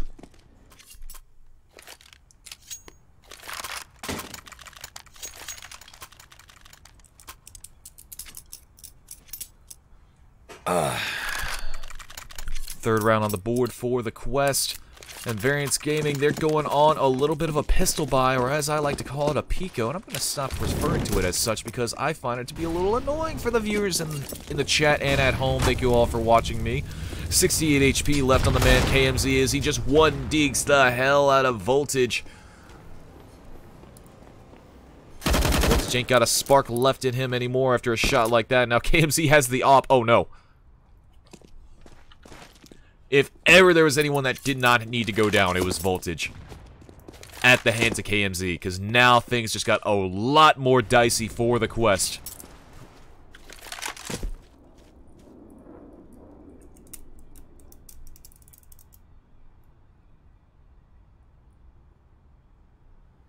Now things are hush, and KMZ is going to be the silencer. Taking Exceed out of the map with the quickness. That op is ringing quite loud on this map of Overpass, and that train cannot take him down! What the hell was that? MCE just took down 4 with the FAMAS, and Janji's gonna close it out. MCE, OMG, WTF, and the Quest are now 4-0.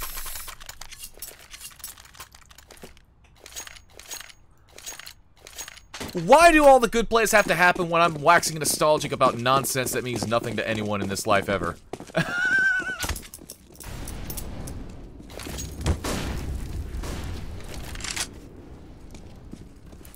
Like, straight up, I have botched more plays than I even know, and Voltage is going to shut down KMZ right then and there. That is not going to be one man that you have to deal with anymore. Thank goodness, he says.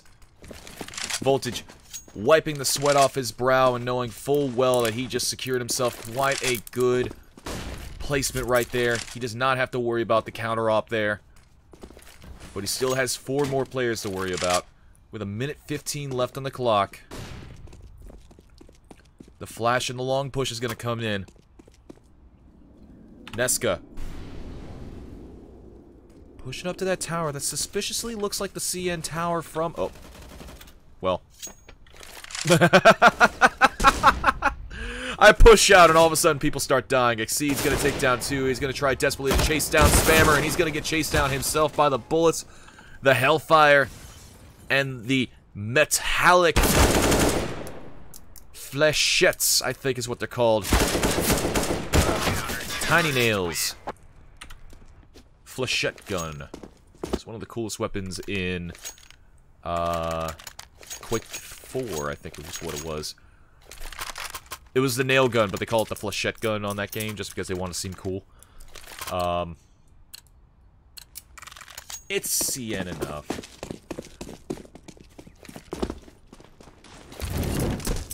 It's like CN enough to the point where, like, if you saw it and you knew what the CN tower was but haven't seen it in a while, you'd be like, hey, that looks like the CN tower. Just like I did right there.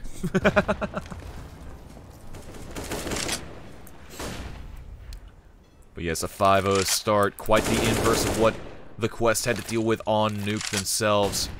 Now, Nuke was not a very good map for either one of these teams. Definitely a little bit stronger for Variance, as we saw.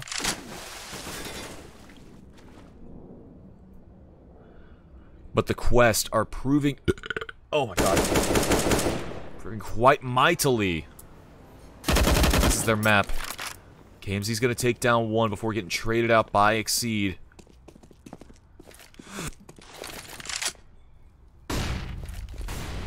Flash goes out and Fang trying desperately in order to find something before falling back. The fake comes in and MC is going to take that bait. Frosted K bang through the smoke. He's going to find one at the edge of it all. And he's going to find... What the hell was that? Frosted K found one in the smoke. Just randomly finding that man's head while Spammer found his. A 2v2 now with 30 seconds remaining. The bomb attempting to go down, and unfortunately it's going to be Nesca that goes down, and now it's all left up onto the shoulders of Spammer, and Spammer, doesn't matter how much that weapon go blammer, your speakers are not going hammer. Soldier Boy, tell them.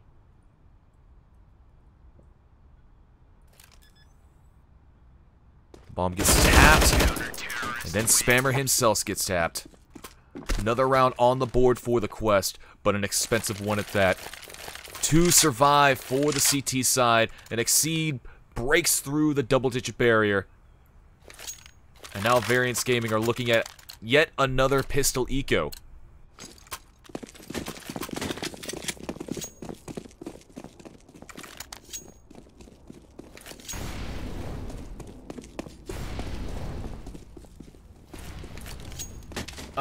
James, the reason why Variance won Game 1 was because they started CT side on Nuke, and Nuke is a notoriously CT heavy-sided map.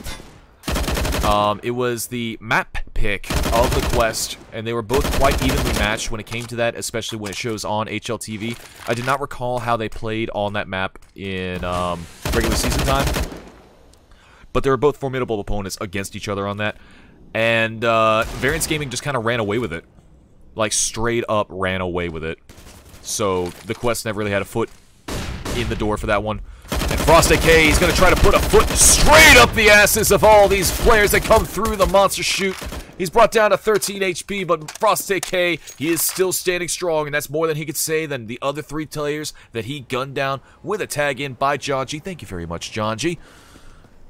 Now it's all up to KMZ, and KMZ can't do a damn thing as John G tags him down. A 2K for him and a 3K spray down from Frosted K. 7-0 on the board, and I can say this once and for all that I do not want to see Brazil come onto this scoreline tonight.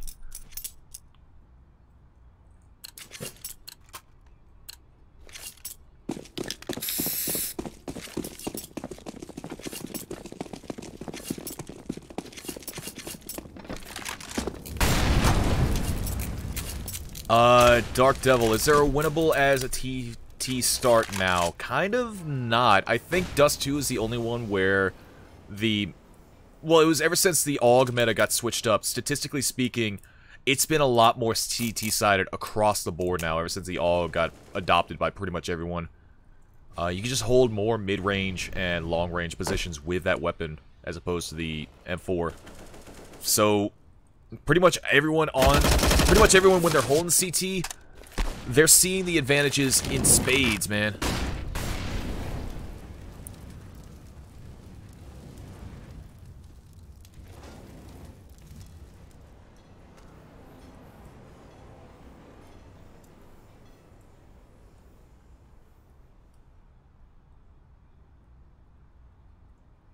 Yes, the third map is Mirage. It's going to be quite a bit of a bloodbath if we get to that. And by the looks of things, by the way the momentum is going, it might just be that way.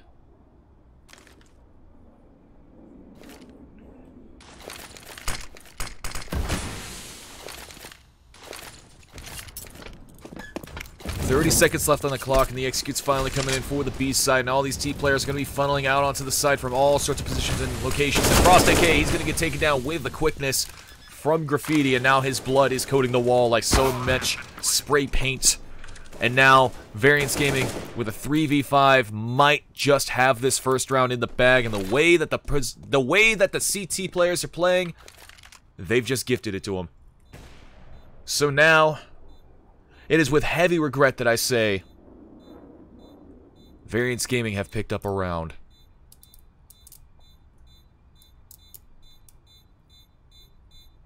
Rats.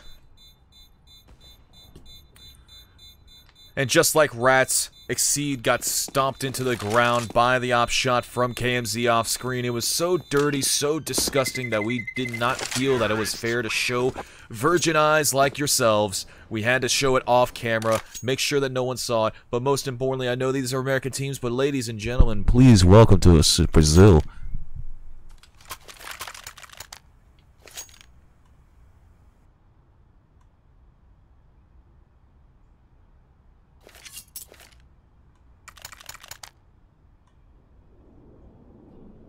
We got some cool peeps in the chat. Thank you very much for coming here and watching EFL.GG and myself. If you enjoy the stream so far, be sure to give us a follow right there at the top right corner.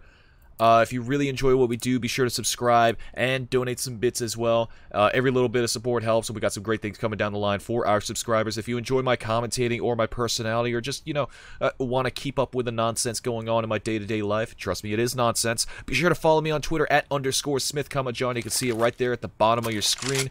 And also be sure to follow EFL on Twitter as well at EFLGG1. And on top of that, we also have a Discord, so be sure to join our Discord as well. We got some great things coming down the line on there, and the only way you're going to be able to hear about it is from the official EFL.GG Discord. Now my spiel is done. We're going to get right into the next round. By the way, I know that this map is set in Berlin, but now, welcome to Brazil. I think I already said that.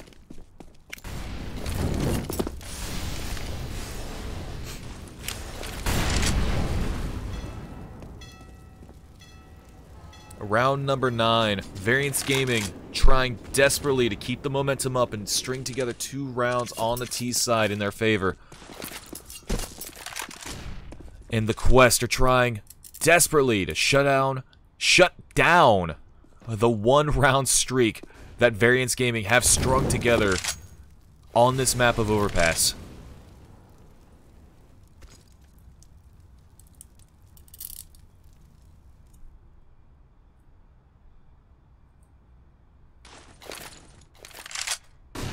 Listen, all I'm going to say is, if John G has been playing in MDL for 7 seasons, he's doing alright to keep himself in the game as long as he has. But unfortunately, he couldn't keep himself after the great 2K that he had right there. He's going to go down to Fang.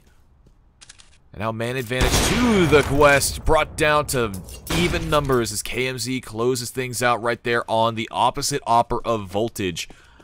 Now, if KMZ was a smart man, he's got 2 arms, right? He's got 2 hands that are attached to those 2 arms, right?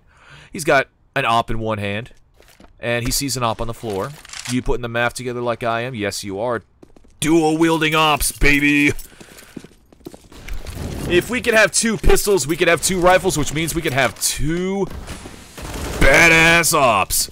And KMZ, the badass operative beat, he's going to take down one, trading out MCE's kill onto Fang, and now it's a 2v2 as the bomb starts to get picked down!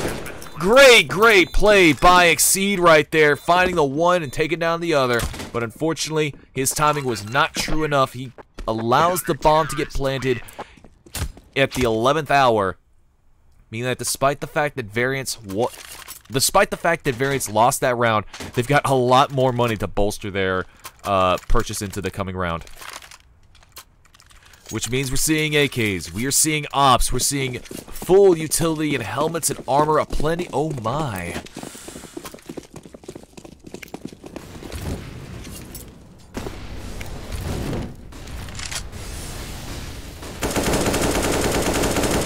Ooh, what is that bang?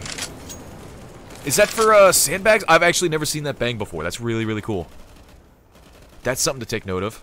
Even better is that shot right there on Voltage. It's an op versus op battle in this entire best of 3 series, and let me tell you, I'm very excited to see how this one's going to conclude.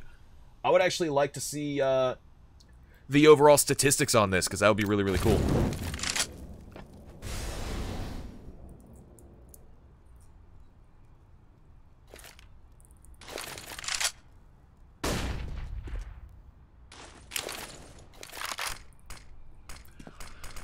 He's going it down, but whoa, oh my god, I don't even know how to speak. Again, I've got a little bit of a massive head wound going on right here. I'm not talking about a SNL skit.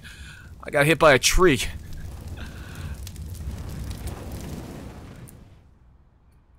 John G. Oh, John G, that was almost really rough to watch, but he was able to pull that one through. The lineup comes in, and John G, he course corrects himself and picks up this 9th round for the quest. No one saw that first kill. Absolutely no one saw that first kill.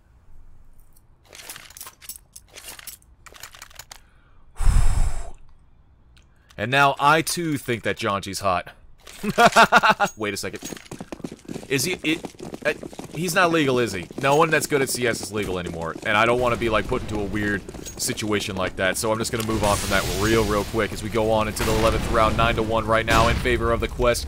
Heavily in the favor of the quest. And MCE, oh my god, through the fire and the flames, he's going to carry on and take down Spammer. Blammer. More great shots coming in. The trade coming out from KMZ with that AK, but he's not as good with an AK as he is with an AWP. He's finally going to go down. Power's the last one alive in a 1v4 situation. He sees that bomb, he spots that bomb, but he knows that everyone else is watching that bomb as well. And he's going to have to wait for John G. And John G, turn us on. There we go. He's going to take that man out and put a few more nails into the coffin. Picking up a 10th round on the board. And this is quite the sight to behold. After seeing the last map go 10-1 in favor of Variance, now on the flip side, Quest is up 10-1 over Variance.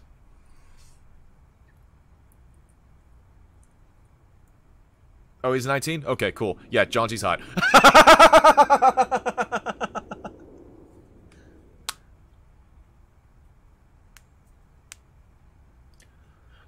Dark Devil, you're gonna feel the match? What are you talking about? At least you're not talking.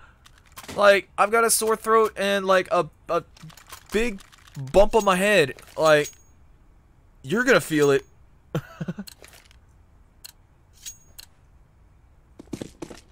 Alright. You can have yours. You can have yours.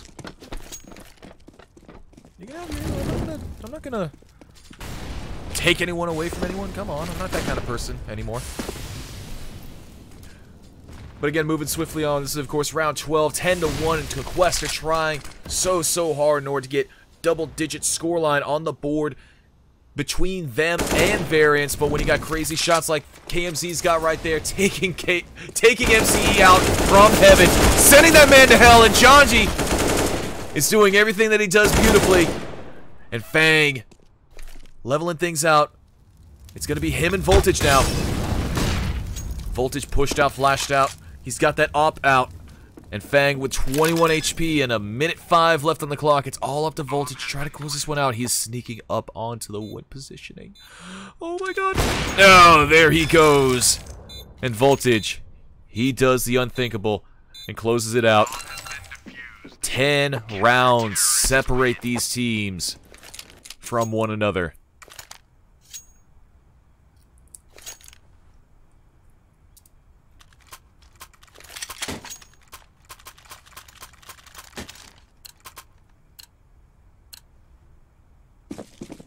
This is madness. The chat is bopping.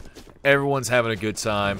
11 is... the Quest are even having a better time. They don't even know what the first map was. They weren't even there for that. Nuke who? Gamesey's brought down low, and he's brought down even lower. Taken out by Voltage with the quickness. Exceed is watching the stairs position. He's going to take down Powers. A 2v5 for Variance Gaming. They have been spun onto their head. They have been knocked down dead. Fang is the only one left alive, and he's not going to survive much past that moment. 12-1.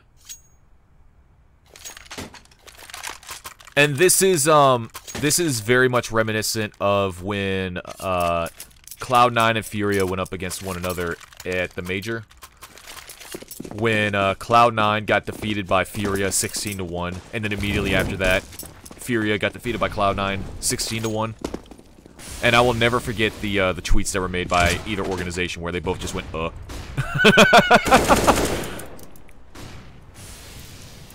Power's swinging so hard. Race car peaks aplenty, taking that man out. And Neska's trying to chase down one in bathroom. And Exceed, oh! You had a second to look at the weapon, though. Exceed is exceeding expectations. Mighty, mighty. And Fang, yet again, one of the last ones alive, is going to shoot a hole through the door. That's actually going to be more advantageous to Exceed.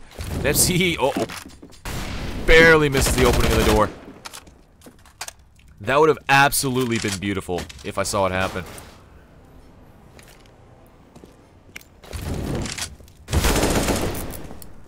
Ness is going to find one. 3v2 Exceed.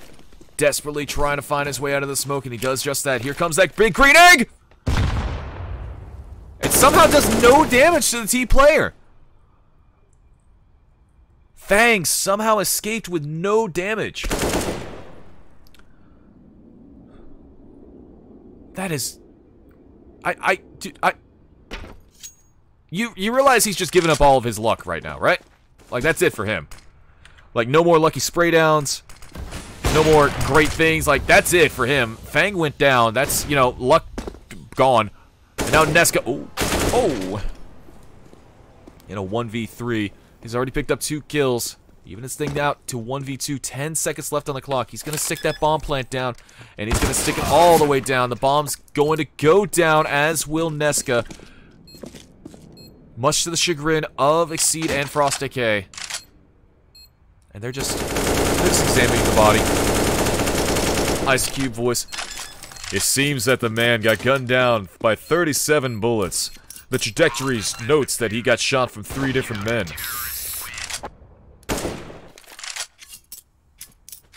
If I had a fun... Okay, so, like, just imagine that I say, like, some funny, tragic meme right at the end of there is like... Yeah! You won't get food again. Keith Moon on the drums. There we go. And ladies and gentlemen, if you're just joining us, that's how I am almost all the time. I'm up on 11. I've got my Hennessy bottle on me. I'm going to take another sip after this half is concluded because I want to get litty. You understand me?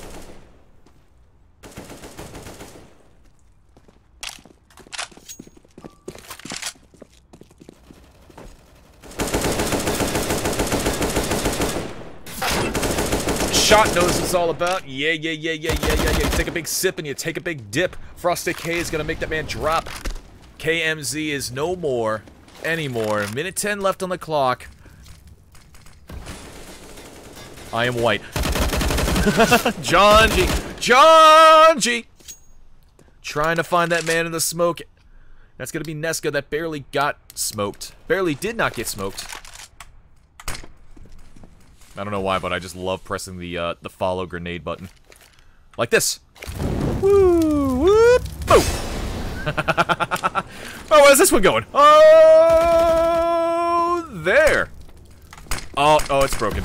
Oh, I broke it. Uh-oh. Yep, this happens from time to time. Yep, alright, so just imagine with me that there's things happening, and things are happening, and here's this man. You see him? So what happens here is that if you touch any button while you're following the smoke, or any grenade for that matter, your game glitches out, just like that. So, it's 14-1. And I really, really wish that we had an opportunity to watch that, but I decided to be a little bit of a jokester and watch a grenade instead. So in order to drown my pain, I'm gonna drink.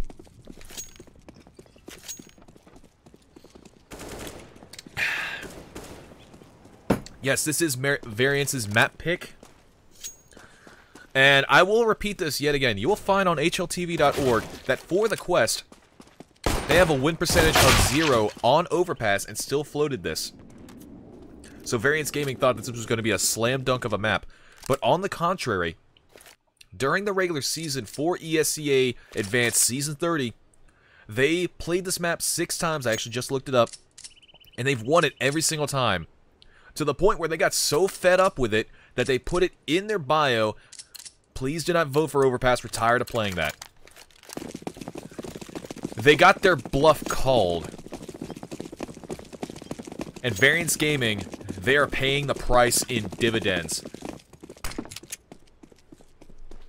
So now, 14-1. 2 rounds separating the quest from a very easy 16-1. And Spammer's going to be the one person to try to slow things down. He's going to stop Exceed immediately in his tracks and find another one in the process. And these shots just keep happening. And MCE is actually going to frick-a-zee Spammer. Last one alive is going to be Voltage, and he's going to go down just as quickly. And Variance Gaming pick up the second round on the board. And KMZ, he's having a little surf competition by himself. He is, of course, Rap Game Kelly Slater.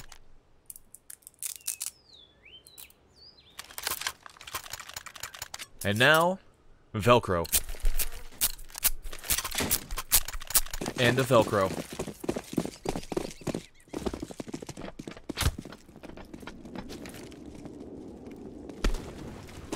Os ARX, I don't know how to pronounce your name, so I'm going to go with that one for now. If you saw the first map, you would not be saying that because Variance had themselves quite a great start. Powers in our OP position to end all positions. Could have picked up so many more. But he got stopped very, very quickly. And now the last one alive is going to be Spammer.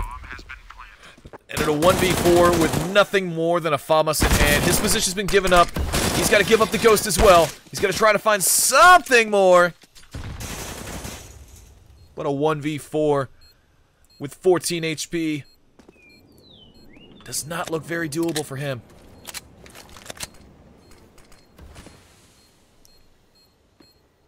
And unless something absolutely amazing happens, which of course did not, the Quest are looking at match point now. And Variance Gaming are potentially looking at 13 match points in order to come back into overtime. But let's not focus on that. Real quick, I just want to take a moment to give a freaking shout out to Exceed, who's exceeding all expectations, going 25-5 on this map. He's playing out of his goddamn mind. What a show by that man. On the opposite side, KMZ, of course, the star of the game. He's got 10 kills. He's the only one in double digits. But it's going to be too little too late for the Variance side. And unless all these players become stars in their own rights, it simply is not going to happen. The Quest only have to win this one more round. They have secured overtime. There is no loss in it. Oh my god. Silence. There it is. And KMZ finds himself a knife. That's going to be one disgusting play. They might very well lose this map. But at the very least, KMZ has that in the very end. At MCE, he knows that KMZ is very close.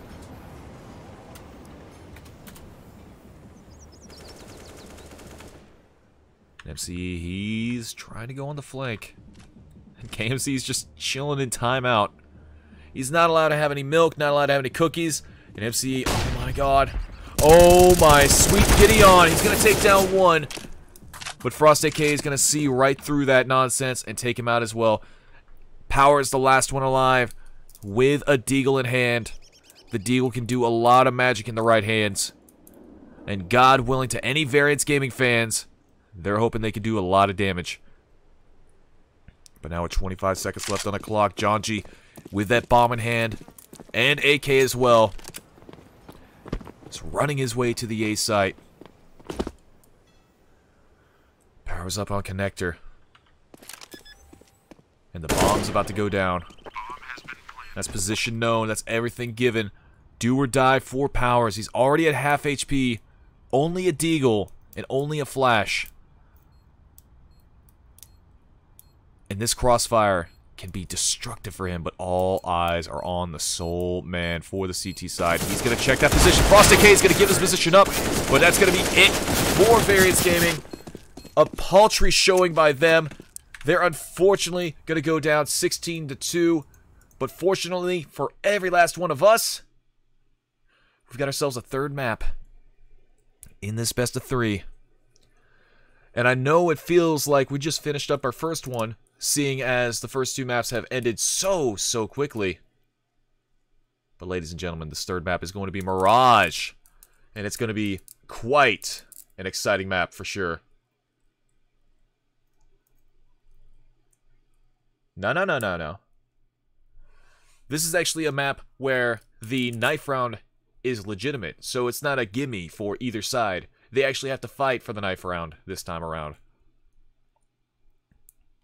So Dark Devil, your bad habits might actually come up Millhouse if the quest can wake up on this map. And yes, while we're here, be sure to check out CSGO Fight Night. CSGO Fight Night's got another matchup right there. They've got the Fundamentals versus Slash Level. And I do not know currently what the scoreline for that is right now. It's actually 8-4 in favor of Slash Level. They picked up the first map.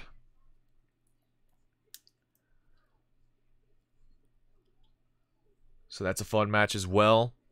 You can be sure to check that out in the meantime while this whole entire situation loads up. John Steezy is currently casting at that one. Like to thank him for his time for doing that. He's a great guy, really hard worker, great commentator as well. So be sure to follow the CSGO Fight Night channel if you get the chance, while we just chill out here for a few minutes. And again, Chris, the sides are going to be selected via knife round, so it's not going to be delegated to one side or the other specifically. You got to want it more than the other team, you know what I mean? And, hold on. I'm just getting word from the control room that the third map is not going to be Mirage. Mirage actually has been taken out of the map pool last second, and the third map is going to be Aztec, ladies and gentlemen. We're going to be playing on Aztec. That's right, the classic map from all the way from Beta 6 of CS. OG CS is making a comeback right here, right now, in a very, very special presentation. I'm just kidding, of course. It's going to be Mirage. What are you talking about?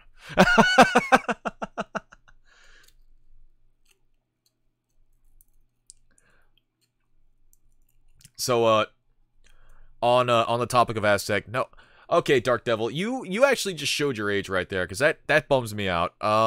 Aztec is actually a map that came out 20 years ago, along with, oh god, like a ton of other maps. I think Dust got released at the same time, like OG Dust, but yeah, it got taken out of the map. It got taken out entirely from CS about in 2017, right at the end of the Operation Hydra, I want to say.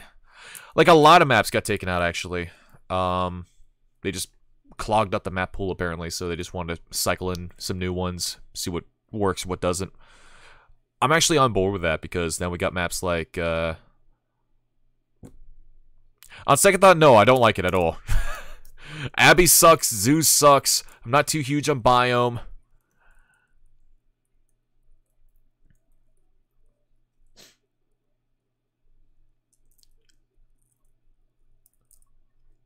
Dust, Aztec, and Prodigy. Okay, Madrix is an OG, or he just watched the recent 3 Clicks Philip video. Because I just did as well. I'm not even going to put on an air of, like, knowledge of anything. prior to CSGO because this is, of course, my first Counter-Strike game as well. But I mean, I do subscribe to the man. I find him very knowledgeable about very strange things in the ecosystem, if it is. And if you're not subscribed to Three Clicks Phillips, be sure to check him out if you're at all curious about the goings on, both before, in front of, and behind the scenes of Counter-Strike, because this man goes wildly into the details about a lot of stuff in regards to Counter-Strike, both old and new. So be sure to give him a follow. Really, really cool guy. Really, really informative. Very entertaining as well, I gotta say. Not a lot of people in the CS community outside of, playing these games actually holds my attention enough to make me want to go, ooh, what's going on here? Whenever a video gets posted, so he's really cool.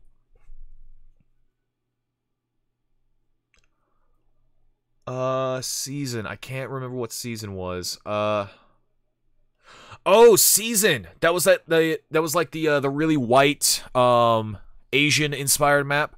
I don't know exactly how else to describe it, but I remember it was attached to the... Was it in the Bloodhound operation? I remember. It was in one of the operations before Hydra. It was either Bloodhound or Wildfire, and I loved the hell out of it. I don't recall how it plays, but I just remembered visually I was just enamored by what the map was. And I remember always playing that map because I really wanted the Akihabara except AUG, which I eventually got on the last day that the whole entire thing was going, and I was so excited about it. Granted, it was battle-scarred, but I still got it. And a bunch of immature 13-year-olds always get really excited when I pass it to them in casual, and they're just like, oh, lady anime.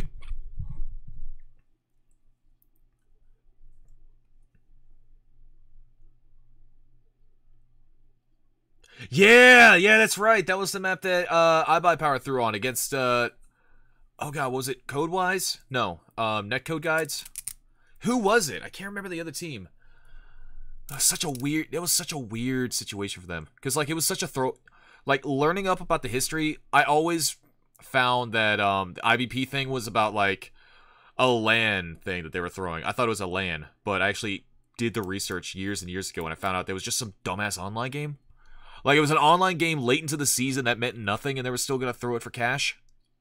Like, it wasn't even gonna pad their, seeding. It was just like, we're gonna throw because, ooh, money. Like, that was so stupid. That was so dumb. And I know for a fact that these players, 5 years after the fact, know how dumb it was because, of course, they're not playing professionally much anymore. Or at the very least, they can't play for Valve events, which really bums me out because,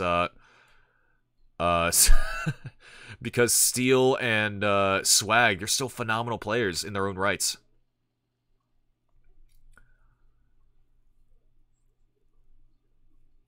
But yeah, I think this is just me going on my soapbox right here.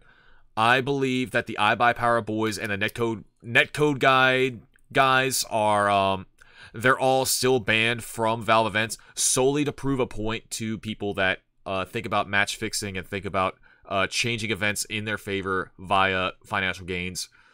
And this could all be resolved with, like, the flick of a wrist. We could just move on from the sorted event. The players that are still in the game have proven themselves mighty times over and over again that they want to stay here, that they want to play this game, that this is their game. They haven't moved on from CS. They haven't gone to Overwatch or Apex or anything like that. They play Counter-Strike, and they show that they are incredible players at Counter-Strike. And the only thing stopping them from being even better and being these heralded kings of the game is because of one stupid thing that they did in an earlier state of CSGO. And I think it's galling that they have yet to get any real opportunity for a second chance. And it's such a bummer. But that's just my take on that. It's all up to Valve's decision when it comes to that. ESL and I believe, I can't remember the other company, but another company said, hey, you can play our events again, just don't do it again. And they were like, okay, yeah, cool. Brax himself, no, was it Brax or was it Steel that had a the thing about no match fixing during CS Summit? I can't remember. But the knife round is commencing right now. Just as you asked it, here it is. Ladies and gentlemen, map 3 is about to commence right here, and it all starts with the celebratory knife round. Things are kicking off right quick. They're going to go to heaven. They're going to see what happens over in hell. Ladies and gentlemen, Quest have picked up the 3rd knife round, and they're going to be picking which side they want to start on for Mirage.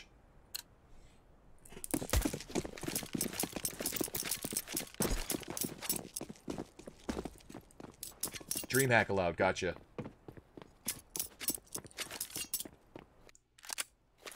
No, I know that a few of the top players, that's the reason why I referenced Overwatch. But I'm talking about I know that AZK and Daze did, but I was talking specifically about Brax or Swag and Steel. Like I know that Braxton goes by both names, so I just had to put them both in there. But we're gonna move away from that soapbox. I'll discuss that in a few rounds if people are still discussing that. But right now we're talking about map 3. The pistol round is about to commence. It's between the Quest on the CT side and Variance Gaming have the T side, and they're pushing with bomb towards the apps position.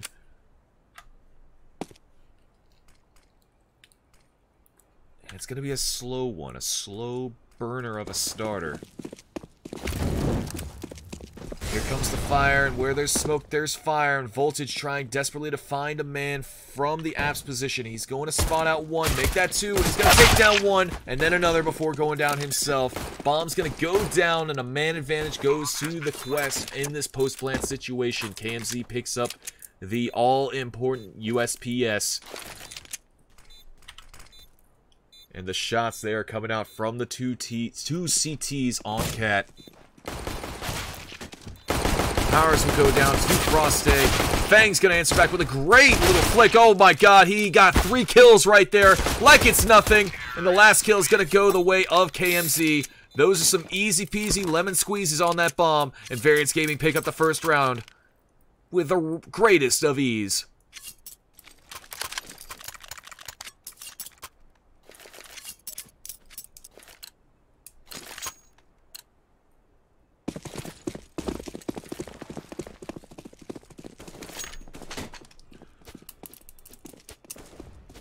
And now on the 2nd round, the Quest have opted to only pick up a few. Wait a second. Joji has a Zeus. Hold on. Pull out the knife again. That made a weird noise. No. For a split second, I forgot what side Jonji was on, and I thought he was just going to be staring down 3 different CT players and not react. For, like, the briefest of seconds, I thought that's what was going to happen.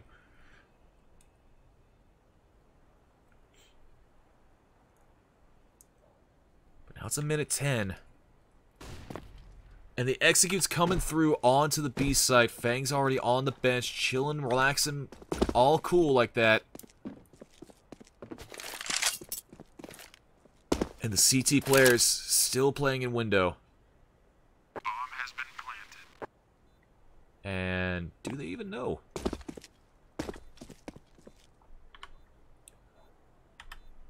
I'm gonna be honest, I don't quite know how I'm gonna follow this one. Spammer's firing through with the UMP, but he's not gonna land much past the initial hit. Frost AK brought down to half HP. Jonji brought down to 0. It was almost a Cold War round. Now, I don't know if anyone here has that achievement, but I recently got it about 2 weeks ago, and let me tell you, it's quite satisfying when you finally see something like that pop up onto your feed. The Cold War achievement is when players on both sides all stay alive, no one gets killed, no one gets hurt, no one dies to the bomb. Just like the Cold War, no one dies to the bomb.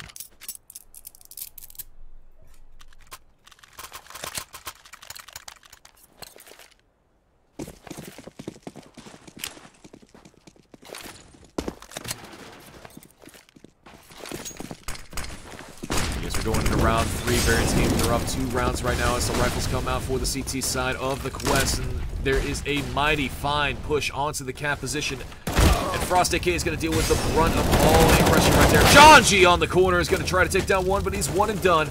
And now, last man alive that could have had any opportunity to save this round. MCE goes down with the quickness, and now it's going to be a full save coming in from Exceed and Voltage. They're not even going to play for exits. They're just going to play to keep these weapons in the hands of themselves into the next round. And ladies and gentlemen, don't get quiet. Don't get sad. Don't get any sort of reserved whatsoever. This is map 3 of a best of 3 right now between the Quest and Variance Gaming, and I want to see some excitement in the chat. Who do you have winning this? Do you have the Quest or do you have Variance? They're both showing quite well. They've shown quite good performances so far in this series. Realistically, I do not know which way it's going to go. A great start by Variance could mean a lot, but it still means nothing when there's 27 rounds potentially between them and the finish line. And for all those great wins, Nesca's still not on the board.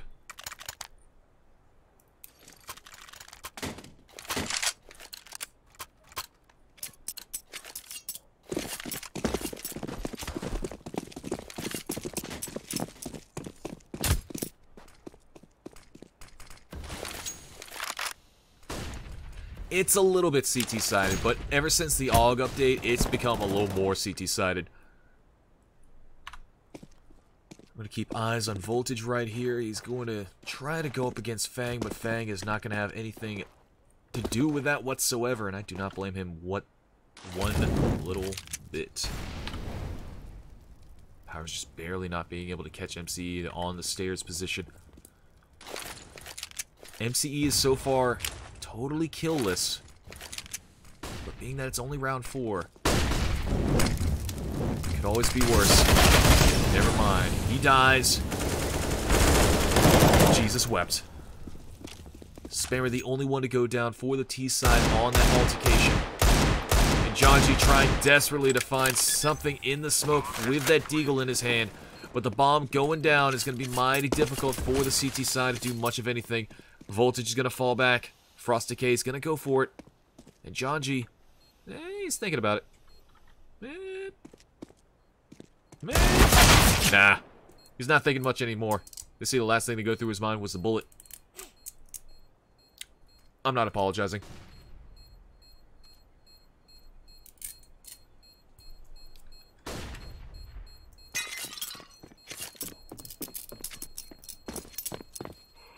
A little bit tired.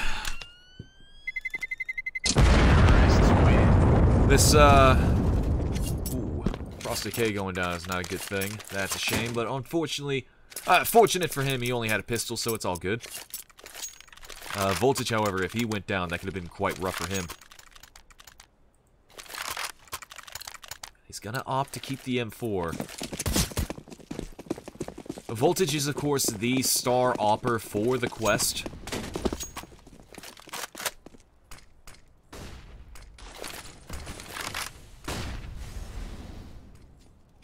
He's not going to go for it. He's not going to do anything of the sort. There's an op in the hands of KMZ, so things got a little bit sketchy for them in regards to this round. And I don't even know what I'm saying anymore. I'll be honest.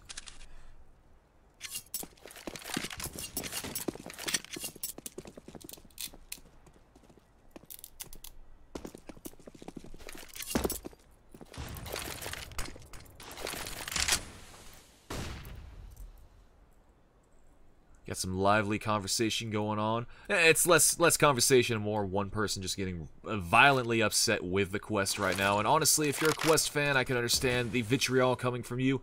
They are, of course, down 4-0 on this map, but it's still quite early. Flash is coming in. Flash is coming in. Oh my god, Flash is coming in. It's a photo show for the ages as Fang makes his entry onto the mid position, and Voltage and Exceed shuts down absolutely everything before going down themselves. MC and Exceed are going to be the last ones alive. The former Sword Gaming players need to come up absolutely huge, and that's exactly what's going to happen. MC is going to take down one. Exceed from the ticket booth position is going to try to punch in a whole lot of something. And now 2v2, MC's hoping to God, or whoever is out there, that it doesn't spread, and that's exactly what's not going to happen. MC in a 1v2 situation, going up against KMZ with that devastating, dangerous op. And he has no kit, no chance, no nothing. He's going to run away with the AK and put another round on the board for Variance Gaming, increasing their lead just a little more. But MC, he's going to be falling into the hands and the clutches of KMZ, and oh my god. Oh, good golly, oh folly. KMZ goes down. That's going to be a little egg on his face, a little Pyrrhic victory if ever there was one for MCE as he picks up the op coming into the next round. He picked up 2 kills finally as well. Everything's coming up Millhouse for him.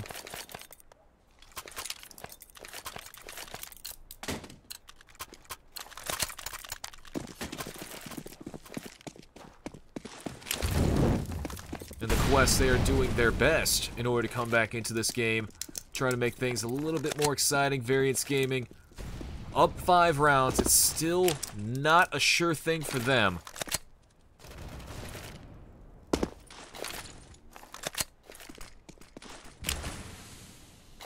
And this man's just throwing flashes like no one's business. He's throwing flashes, he's throwing smokes, he's throwing the kitchen sink.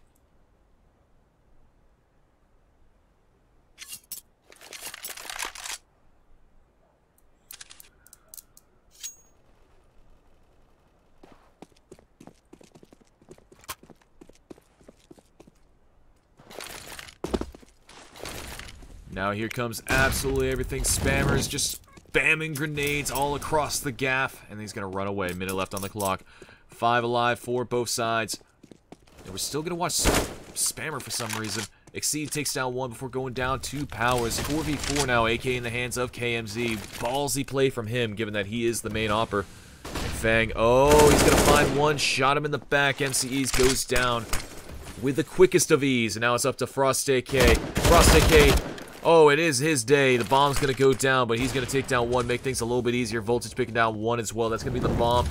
Stopped planting. KMZ is, as expected, going absolutely bonkers, my dude.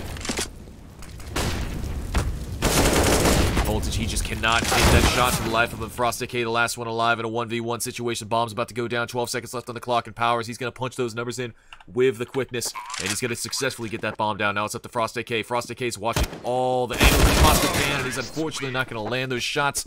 A 6th round on the board for Variance Gaming, and the Quest, much in a repeat of the first map, has yet to find a word in edgewise.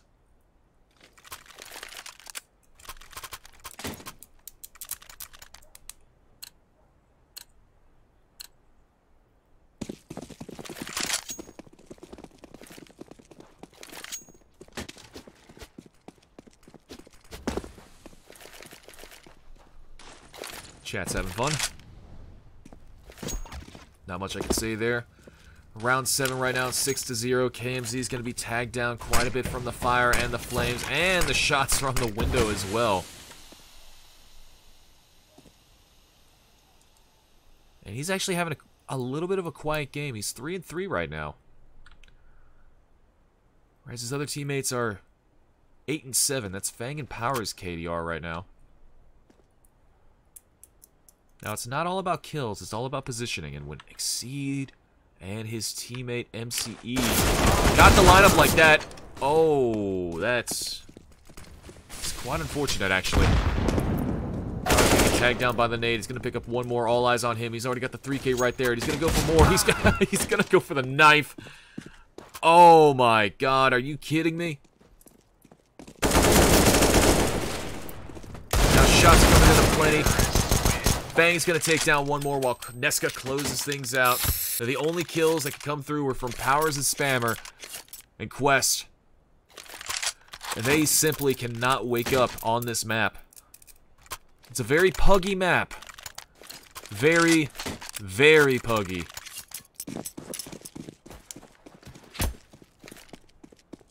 So they definitely need to play a little more loose. And that's something that the Quest has faced in the past, where they played against Blitzkrieg and they... Oh god, who did they play against? No. Who did, I know that Blitzkrieg gave a lot of trouble to Big Frames, because they played on Mirage and Nuke, not Nuke, but Dust 2. 2 notoriously puggy maps, and the Quest... You know, let me check real quick.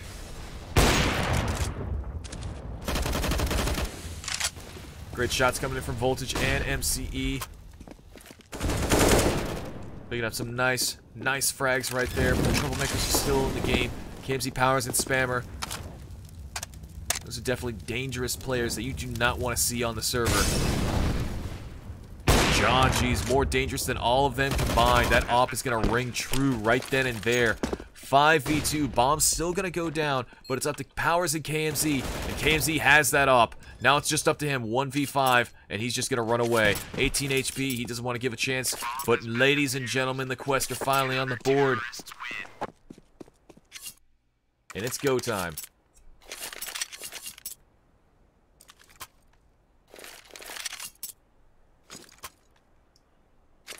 I do want to find out how what maps the Quest played against with Blitzkrieg. They've been having some really rough matches, I gotta say, the Quest. So this is to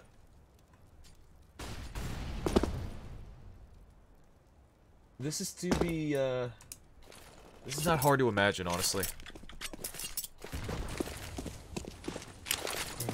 Real quick.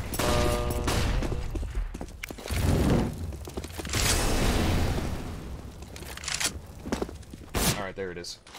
Alright, I have it pulled up. I'm going to pay attention to the match right now, and I'm going to give my word on the Quest versus Blitzkrieg. Voltage going to absolutely smash out Fang.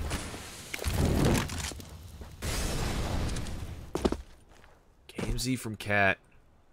Trying to find a foothold into this thing. All right, Anthony, you can't be doing that. You can't be calling out the Quest and then they win one round and all of a sudden you're just like, "Woo, go Quest! I love the Quest. I'm all for the Quest." You can't don't bandwagon like that. Come on, man.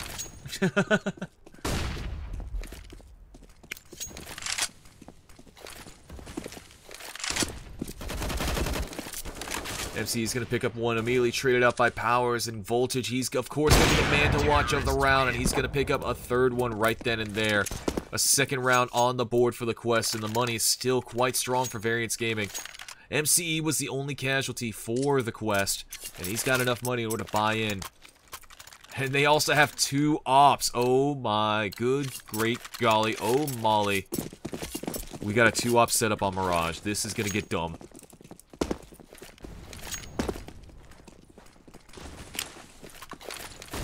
Voltage, the man up mid. He's going to find someone through the smoke, surely, and that someone's going to be Nesca.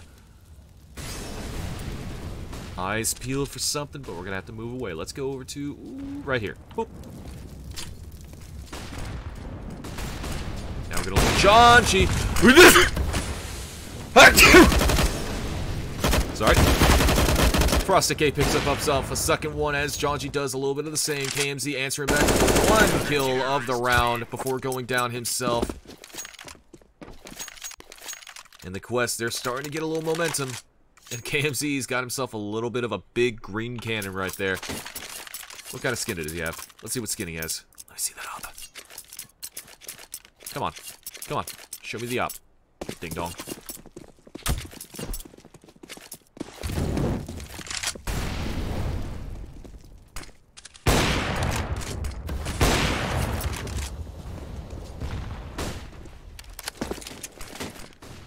KMZ's gonna pick himself up 1.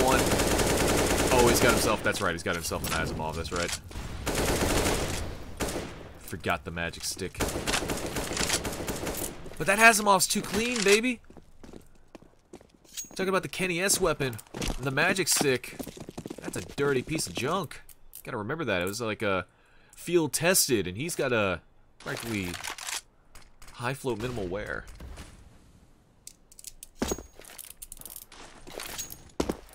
Voltage is like dummy good, and I would love to see him picked up by a more legitimate team in the future.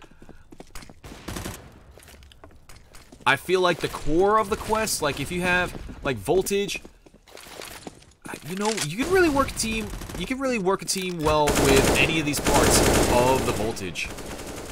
Not the Voltage, but the Quest. Exceed, MC, and Exceed. Each picking up 1. Frosted K is going to take down 1 more, and leaving Fang all on his lonesome. A 1v2 for him. Bomb picked up, but the round picked up by the Quest.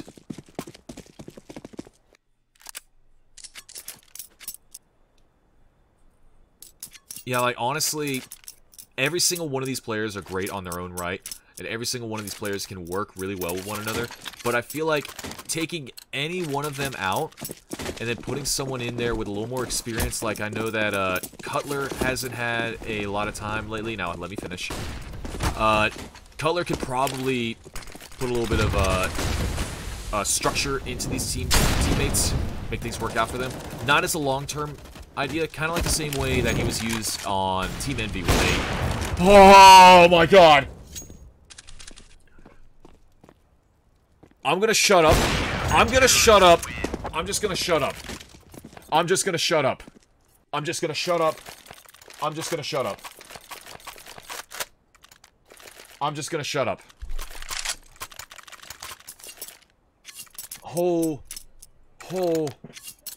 Holy shit.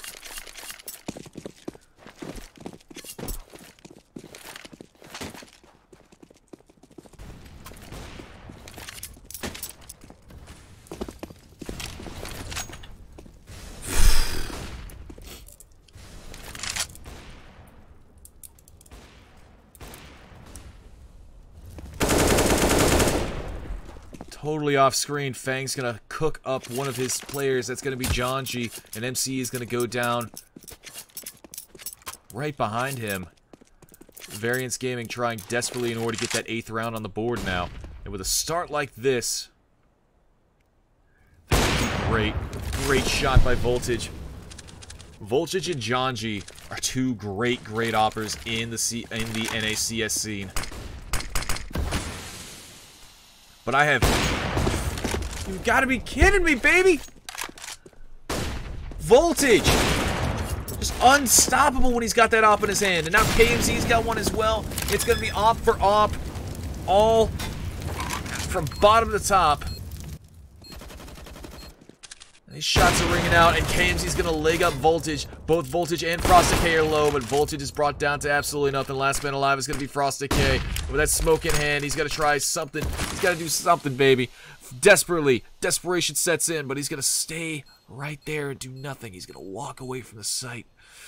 He knows how important his money is, especially when his teammate MCE and Janji are both very low in terms of finances. He's going to save the weapon into the next round. Variance Gaming are going to win the half with 8 rounds on the board. KMZ and Powers are going to save those weapons in the next round. Bomb goes off. Hit me with that boom.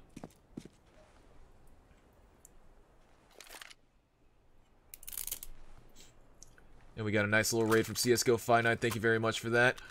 John Steezy, of course, casted the game between the fundamentals and Slash Level, and I do believe that Slash Level won that. So congratulations go out to Slash Level for competing for being the newest members of the next MDL season. GG's to them. Fundamentals are going to be going off to the losers bracket for the 5th place decider between the loser of the Quest and Variance Gaming. So one of these two teams is going to be advancing into MDL. The other one's going to have to play for their lives one last time in a an unreasonably long playoff season, if I do say so myself. Great nade by Frosty there. And another thing that I do want to note is I'm actually super duper into Slash Level. I think I've casted maybe 1 or 2 games in the past for them. Great shot. Oh my god. Casted 1 or 2 games, and I never noticed until last night that Slash Level is actually a co-ed team. One of their members, Katie, is of course female. Everyone else is a male, and I am a huge proponent of the fact that because esports has no true physical barriers, that it should be more co-ed oriented, so male and female players and anyone on the gender spectrum for that matter, regardless of how you identify, they should be allowed to play with whoever they play with, because realistically when it comes to reaction times and all that, we're all on the same level. That's just my take. I'm gonna be quiet a little bit as we go into the last round of the first half. 6-8 is the scoreline, and MCE is gonna try to clean up, but one is done, and Voltage, oh my god! Answering back with a quick little 2-tap. He almost had himself a bro moment, but he survived in the end. Now the last one alive is KMZ with the op. A 1v4. possibly in his body. And it's simply not going to happen. An 8-7 scoreline. Variance Gaming barely in the lead right there.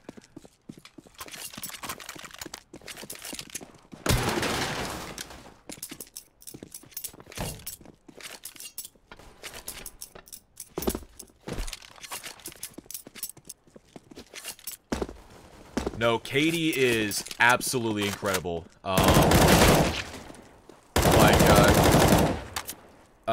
If I recall, Kirokami and Opportunity on Slash level have recently been selected to go into the Red Cast Combine, which I honestly have no idea what that is, but it's something dedicated to ESEA. I think it's like a online, it's like a LAN event in Las Vegas. I don't quite understand the format, but it's still really, really cool for them.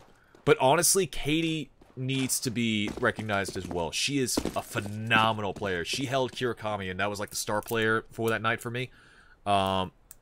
She held him like against the ropes. Like she was straight up overpowering him at some times.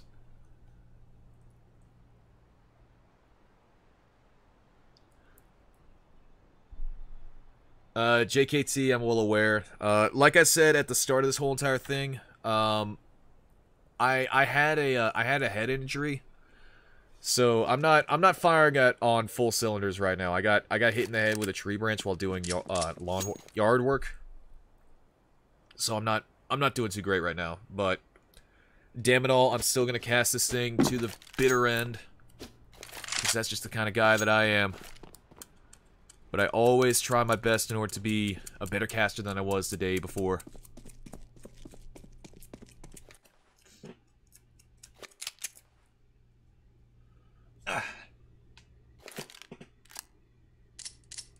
No, it's not an excuse, it's just an explanation. I have a massive lump on my head and I'm a little concussed, my dude. It was a huge branch. Like, I had to describe it to John, who's currently running the CSGO Fight Night account right there. Be sure to give him a shout out right there. If you've ever had a treehouse or known a friend to have a treehouse and they're like, oh, we're gonna build a treehouse, what kind of branch should we get? Oh, we get that one. Like, look at that one, a big sturdy, huge branch. Yeah, that's what fell on me. Like, realistically, I should be in the hospital. And Spammer's putting a lot of people into the morgue. He's gonna take down Jonji with the quickness. These shots are just coming out a little bit sketchy, but powers through and takes down 2 with the greatest of ease. And now a 2v4 goes into a 1v4 Voltage. The Opping Wonder Kid unfortunately cannot maximize on his positioning, and he's gonna go down. Variance Gaming pick themselves up another pistol round, and they're just straight up bullying him. Look at this. Look at this.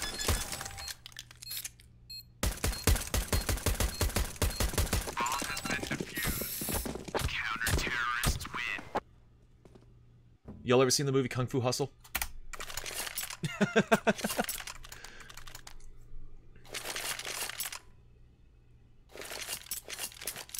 JKT, I know how that goes. But don't worry, if you're young, you'll blossom into yourself. If you're old, well, plastic surgery is always an option. Either that or grow a goatee. People don't really pay attention once they see the goatee.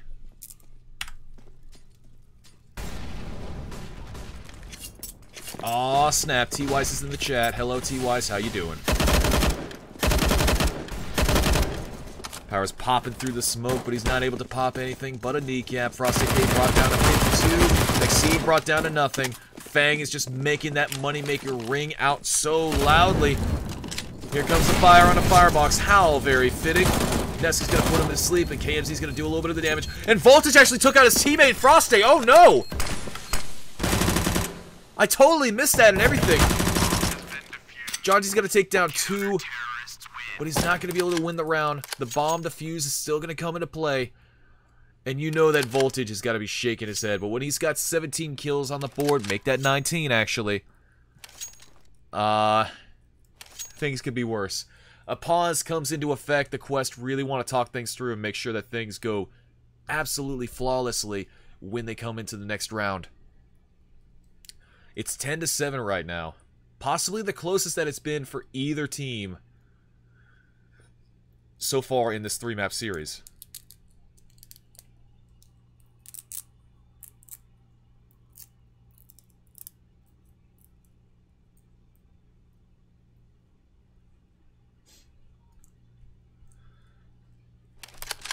Actually gave me a good time to take a bit of water because I'm a little dehydrated.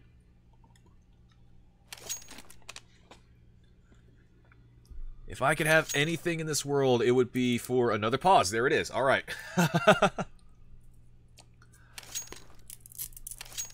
So real quick, I want to bounce off something that my good buddy John Steezy opened the show with. But, you know, let's have something non-Counter-Strike related in the chat. What's your favorite big cat? Do you like lions? Do you like tigers? You a fan of panthers? I want to know what your favorite cat is. Y'all like kitty cats? That'll distract them. Variance Gaming up 2 rounds so far on this half. They've got all the weaponry and all the momentum so far. But they have very little money.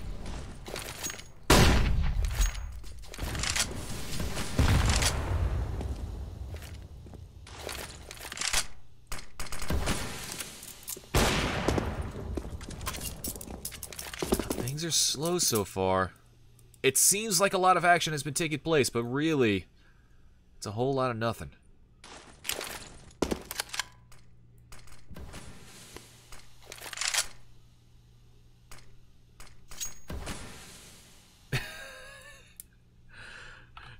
Jonchi's got the best knife in the game. There it is. Ladies and gentlemen, the Ursus. Pull it out again. Let me see your knife. Come on. Come on. Come on. Come on. Nah, whatever.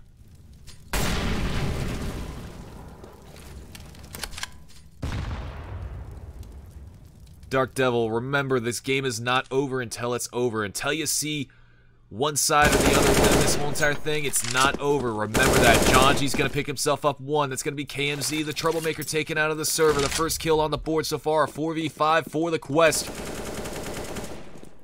And the bomb is going to make its way onto the A side scot-free. Frost AK, a beautiful one-tap onto Nesca.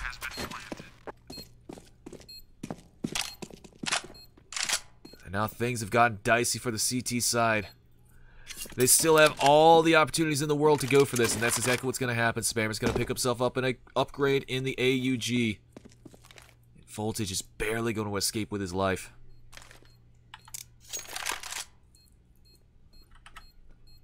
He's got that op in his hand. Scary, scary weapon for a scary, scary player. And these T's are comfortable. They know that they have the bomb. This round is secured, and they're going to run away. They're going to get an 8th round on the board. The first of the half, and the first since rifles have come out for both sides. Great showing by them. Bolstered by some excellent kills from Froste and Jonji. Jesus.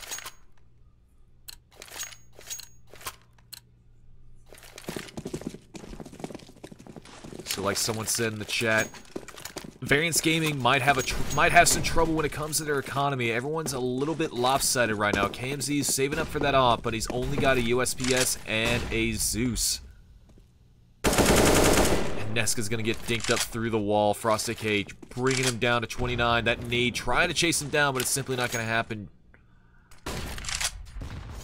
What could have been a beautiful off-screen kill simply did not come through, and I'm kind of bummed about that, I must say.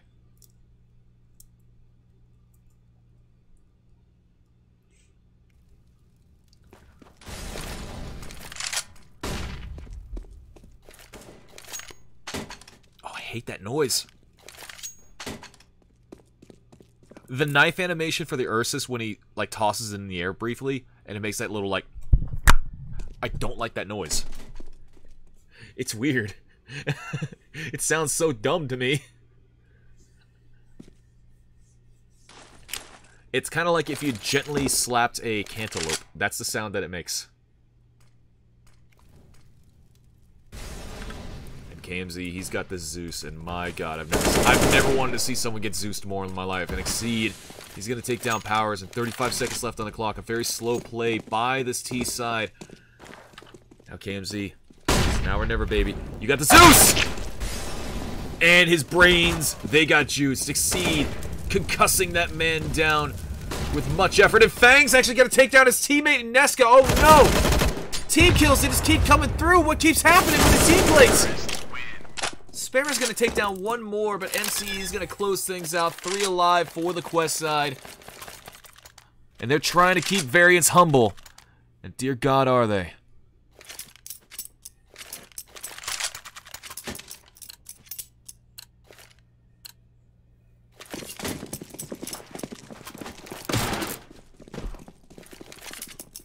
Zappy, I'm going to take that as a positive, because what you're telling me is that I turn you on, just like FrostAK has turned on to Nesca and taken them out of the match. KMZ, he's on the sneak, but he's going to get snuck up on. God, I love it! I love seeing that so damn much, man.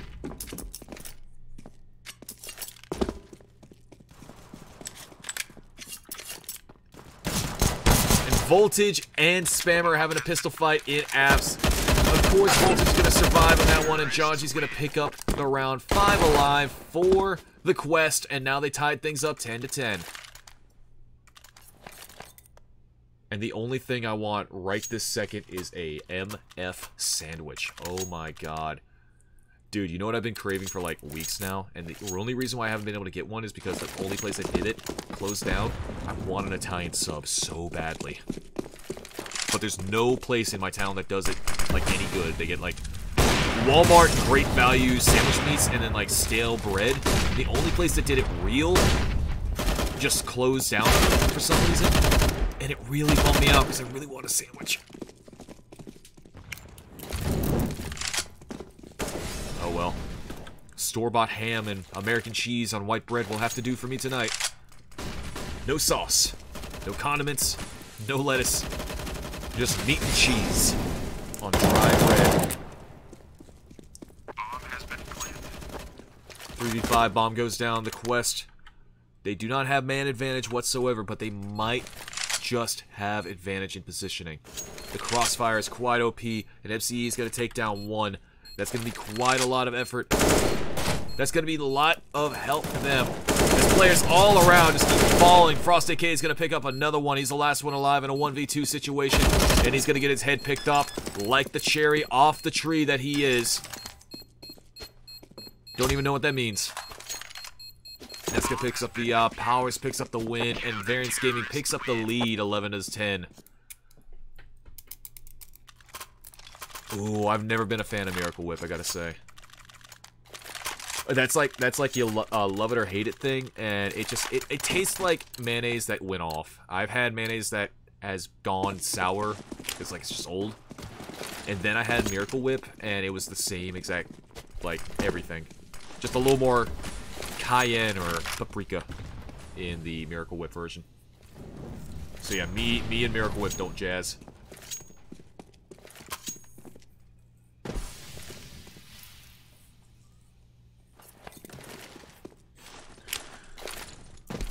Yes, executes aplenty coming in. The bomb is still not making a decision. Voltage trying to figure out, along with his teammates, how to play this exactly. He's got the op in his hand, and he's expecting a push onto the A site. That's a push that's not going to happen. FrostAK is also doing the same. But what will be seen will be this underpass push between Exceed and Janji. And KMZ, all eyes are going to be on him. But now we move on to Voltage. And Voltage is going to spawn out powers and dick him down like the animal that he is. And Exceed is going to get taken down from the back. A massive wound to his body.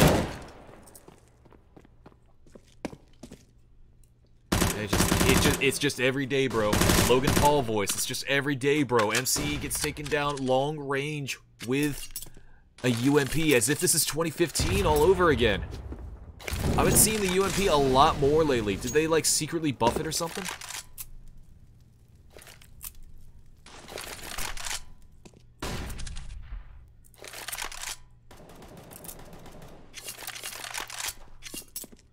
Actually got almost 100,000. 1,000 viewers. We actually just hit 1,000 viewers. Thank you to everyone for coming here, watching this match, watching Variance Gaming picking up their 12th round on the board. This is still anyone's game so far. And with the money where it's at for the quest, they have the ability to buy in, but it's not going to be the most comfortable. Exceed, he could go for the AK, or he could go for... Yep, he's going for the AK. He could have gone for the Galil and had more utility, but he chooses the more superior firepower, and to resolve that his aim is going to be more important than, you know, an extra flash or smoke.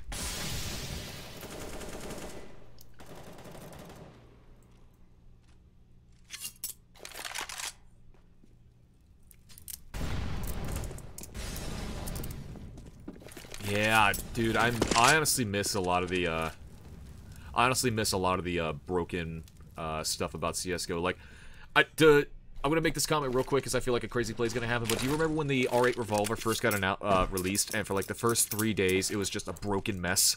So like straight up, you can right click in pre-round and just pop your own teammates in spawn while like nothing else was able to happen. It was the funniest thing in the world. So, like, if you were on, like, a 5-round streak, had a ton of money banked up, you just bought revolvers hand over fist and just, like, popped your teammates in spawn, like, non-stop. It was the funniest damn thing. I had multiple cases where I called a timeout, and we just did that for a solid minute. We lost a lot of games in really, really commanding fashions. It was a lot of fun. Even more fun is Exceed picking up a beautiful little 2K right there. Both heads popped. And Voltage with it off. Oh my sweet giddy aunt! He turns onto Fang and he turns up the heat and he turns up the volume.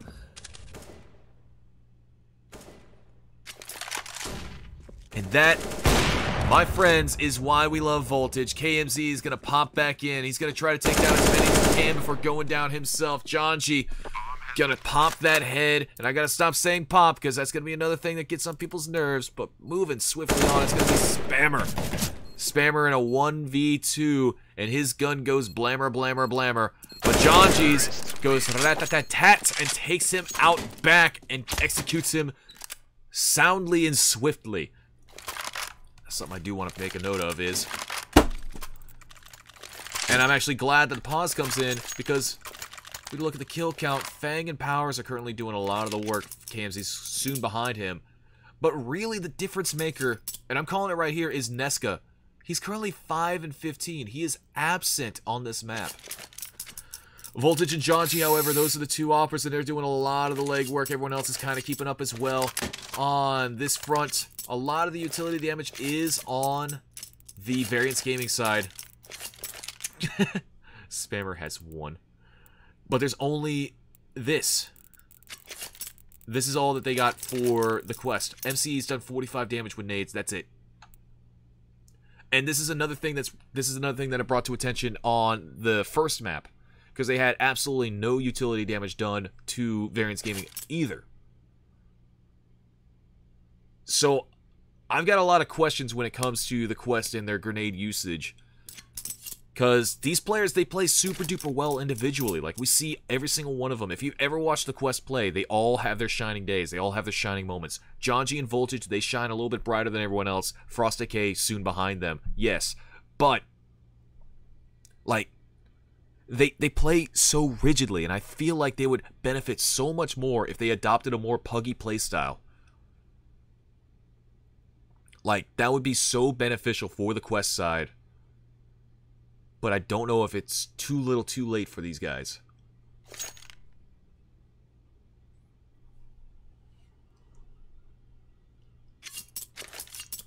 And the Russians have joined the chat. Welcome to everyone. And might I extend a privyet? I have Duolingo Russian, and I am learning little by little.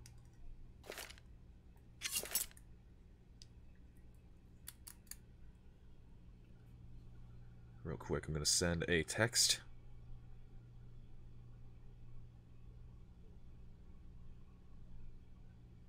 And the text has been sent. So we're still in a pause state right now. We might be having a little bit of technical difficulties or some extended talks between the Variance Gaming side because they're still not quite fully purchased up. And I believe the discussion is on whether or not we were going to force into this fully or just get a pistol eco. Spammer's already bought. KMZ's bought himself a deagle. But he's still got 4,500 in the bank. So it could go either way. And, alright. Shoutouts to that pistol. Powers has got a pistol named RedTube. That's cool. The score right now is 12-11. The map score line has been 1-1. Variance Gaming picking up the first one. 16-8 on the Quest choice of Nuke. And then the Quest answering back soundly with a 16-2 on the Variance's choice of Overpass.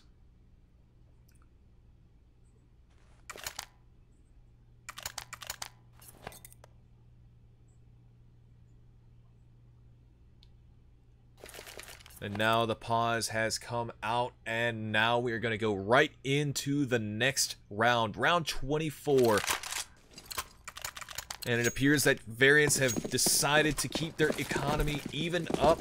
KMZ's still got quite a bit of money in his pocket, but he is, of course, the opper. He's going to opt to pick up that op.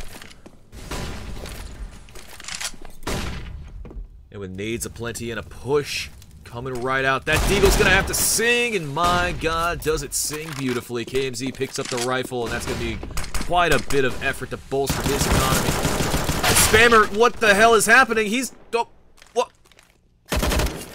And the whole entire thing gets shut down single-handedly by KMZ. He's already picked up 4 kills. Will he go for the ace? All eyes are on KMZ right here. He's got a 4K to his name. Voltage being chased out of the apartments like a surly businessman trying to get his rents out. And he's going to shut down KMZ right quick. 1v4, make that a 1v2. He's going to try to shut this man down, and it's simply not going to happen. The pistol eco comes out in favor of Variance Gaming. An incredible 4K for KMZ, and at the very end, literally grasping at straws, Voltage pulls out a 3K out of nowhere.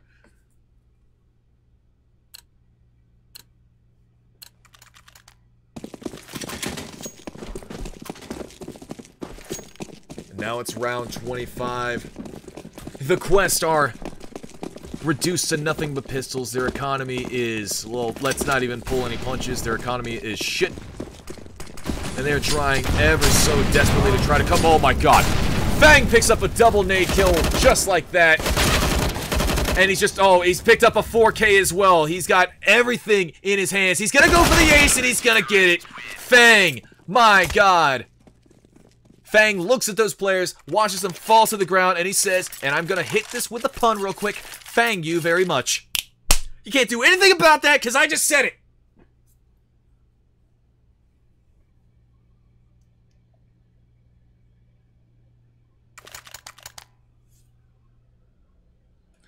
And now we're at another pause. The Quest reduced to absolute shambles. And they are already looking up on ESEA and HLTV, trying to size up their competitors of the fundamentals in the next series. Again, Variance Gaming or the Quest, one of these teams will be playing and competing in MDL next season. The other will be going to a 5th place decider, fighting off in one last best of 3 against Fundamentals, who lost tonight 2-0 against Slash Level, who they themselves are now going to be playing in MDL. And again, I must say, congratulations goes out to them. They're an incredible team, and I'm very much looking forward to what they can do in this next level of Counter-Strike.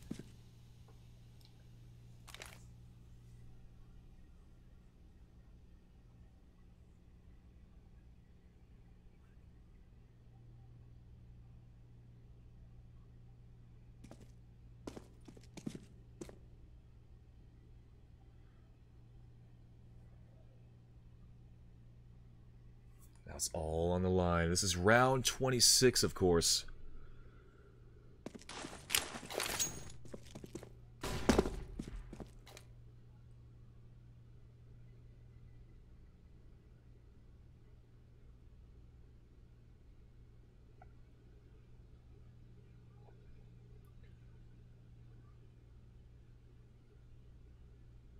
Alright, I genuinely don't know what that one is.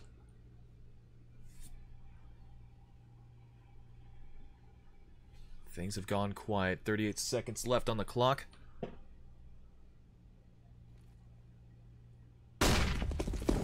Now the XG comes in, it's high flying, fast moving, and Fang's gonna be the first one to make a kill. He's gonna take out a second one, KMZ with a third, and Exceed, he's gonna be the one to try to turn things around. Last one alive is gonna be Frost AK, and he's in a 1v3 with inferior weaponry. Less than 17 HP, less than 10 seconds left to go. And this might as well be GG. Right then and there, Nesca turned around. That's quite a shame for him. And now with 3 seconds left, Frost AK, he's going to run away with the weapon in hand. That's going to be match point for Variance Gaming, and the Quest have 4 more rounds in order to try to get this one tied up and taken into overtime.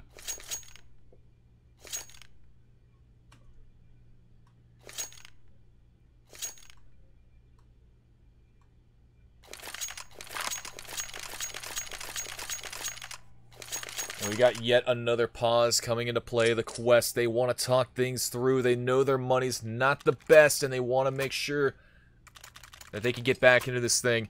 And I know that everyone in the chat has been critical on the Quest so far. But ladies and gentlemen, can we please take a moment to look at Nesca? Because Jesus fuck, Jesus. He's 5 and 17, man. That's frustrating on its own.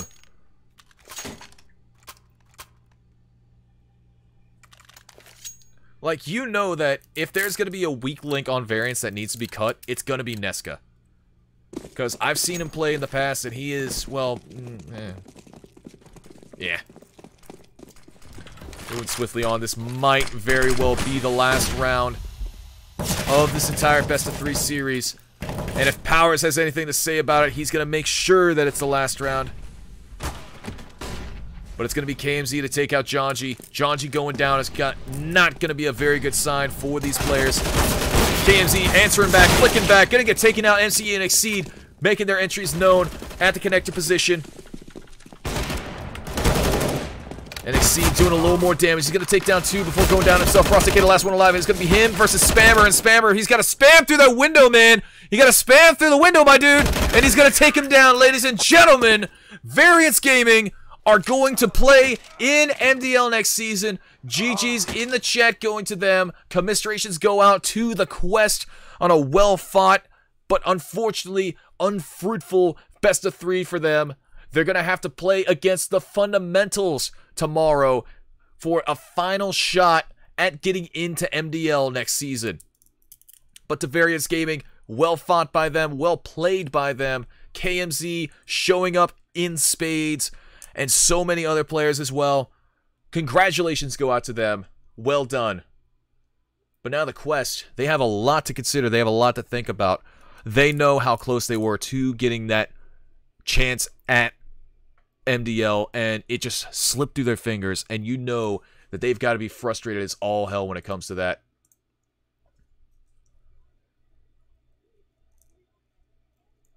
So, ladies and gentlemen, that's it for that one. And I know that my chat is a little bit, well, to say they're heated is putting it lightly.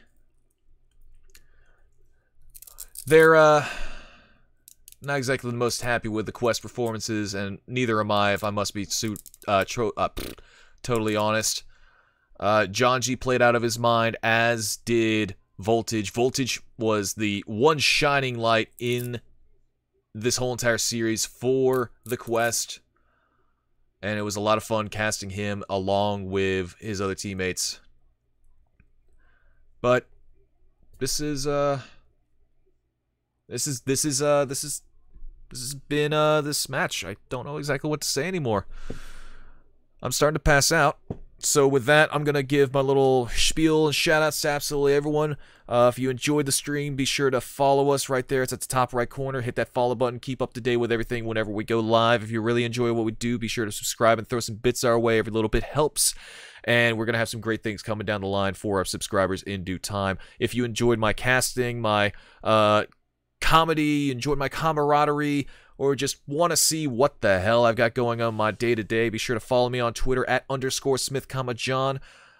If you enjoy EFL and want to keep up to date with what's going on with them, be sure to follow them on Twitter at EFLGG1. And also, be sure to follow the CSGO Fight Night channel. That's for our CSGO related maps. It's going to be the sister channel as well. That's at CSGO Fight Night on Twitch, twitch.tv/CSGO Fight Night. And follow us on our Discord, or join our Discord rather. We got some great things coming down the line, and you can only find out about it first on our Discord. So be sure to follow that. We got some great things coming in a few weeks, and you'll be able to hear that first there. But again, ladies and gentlemen, everything in between, that's it for me. I, of course, have been Smith, John. I also go by SCJ, and I also go by Smith, John. And now, roll credits. Oh wait, thank you for coming. I very much enjoy your time. Thank you very much for joining us.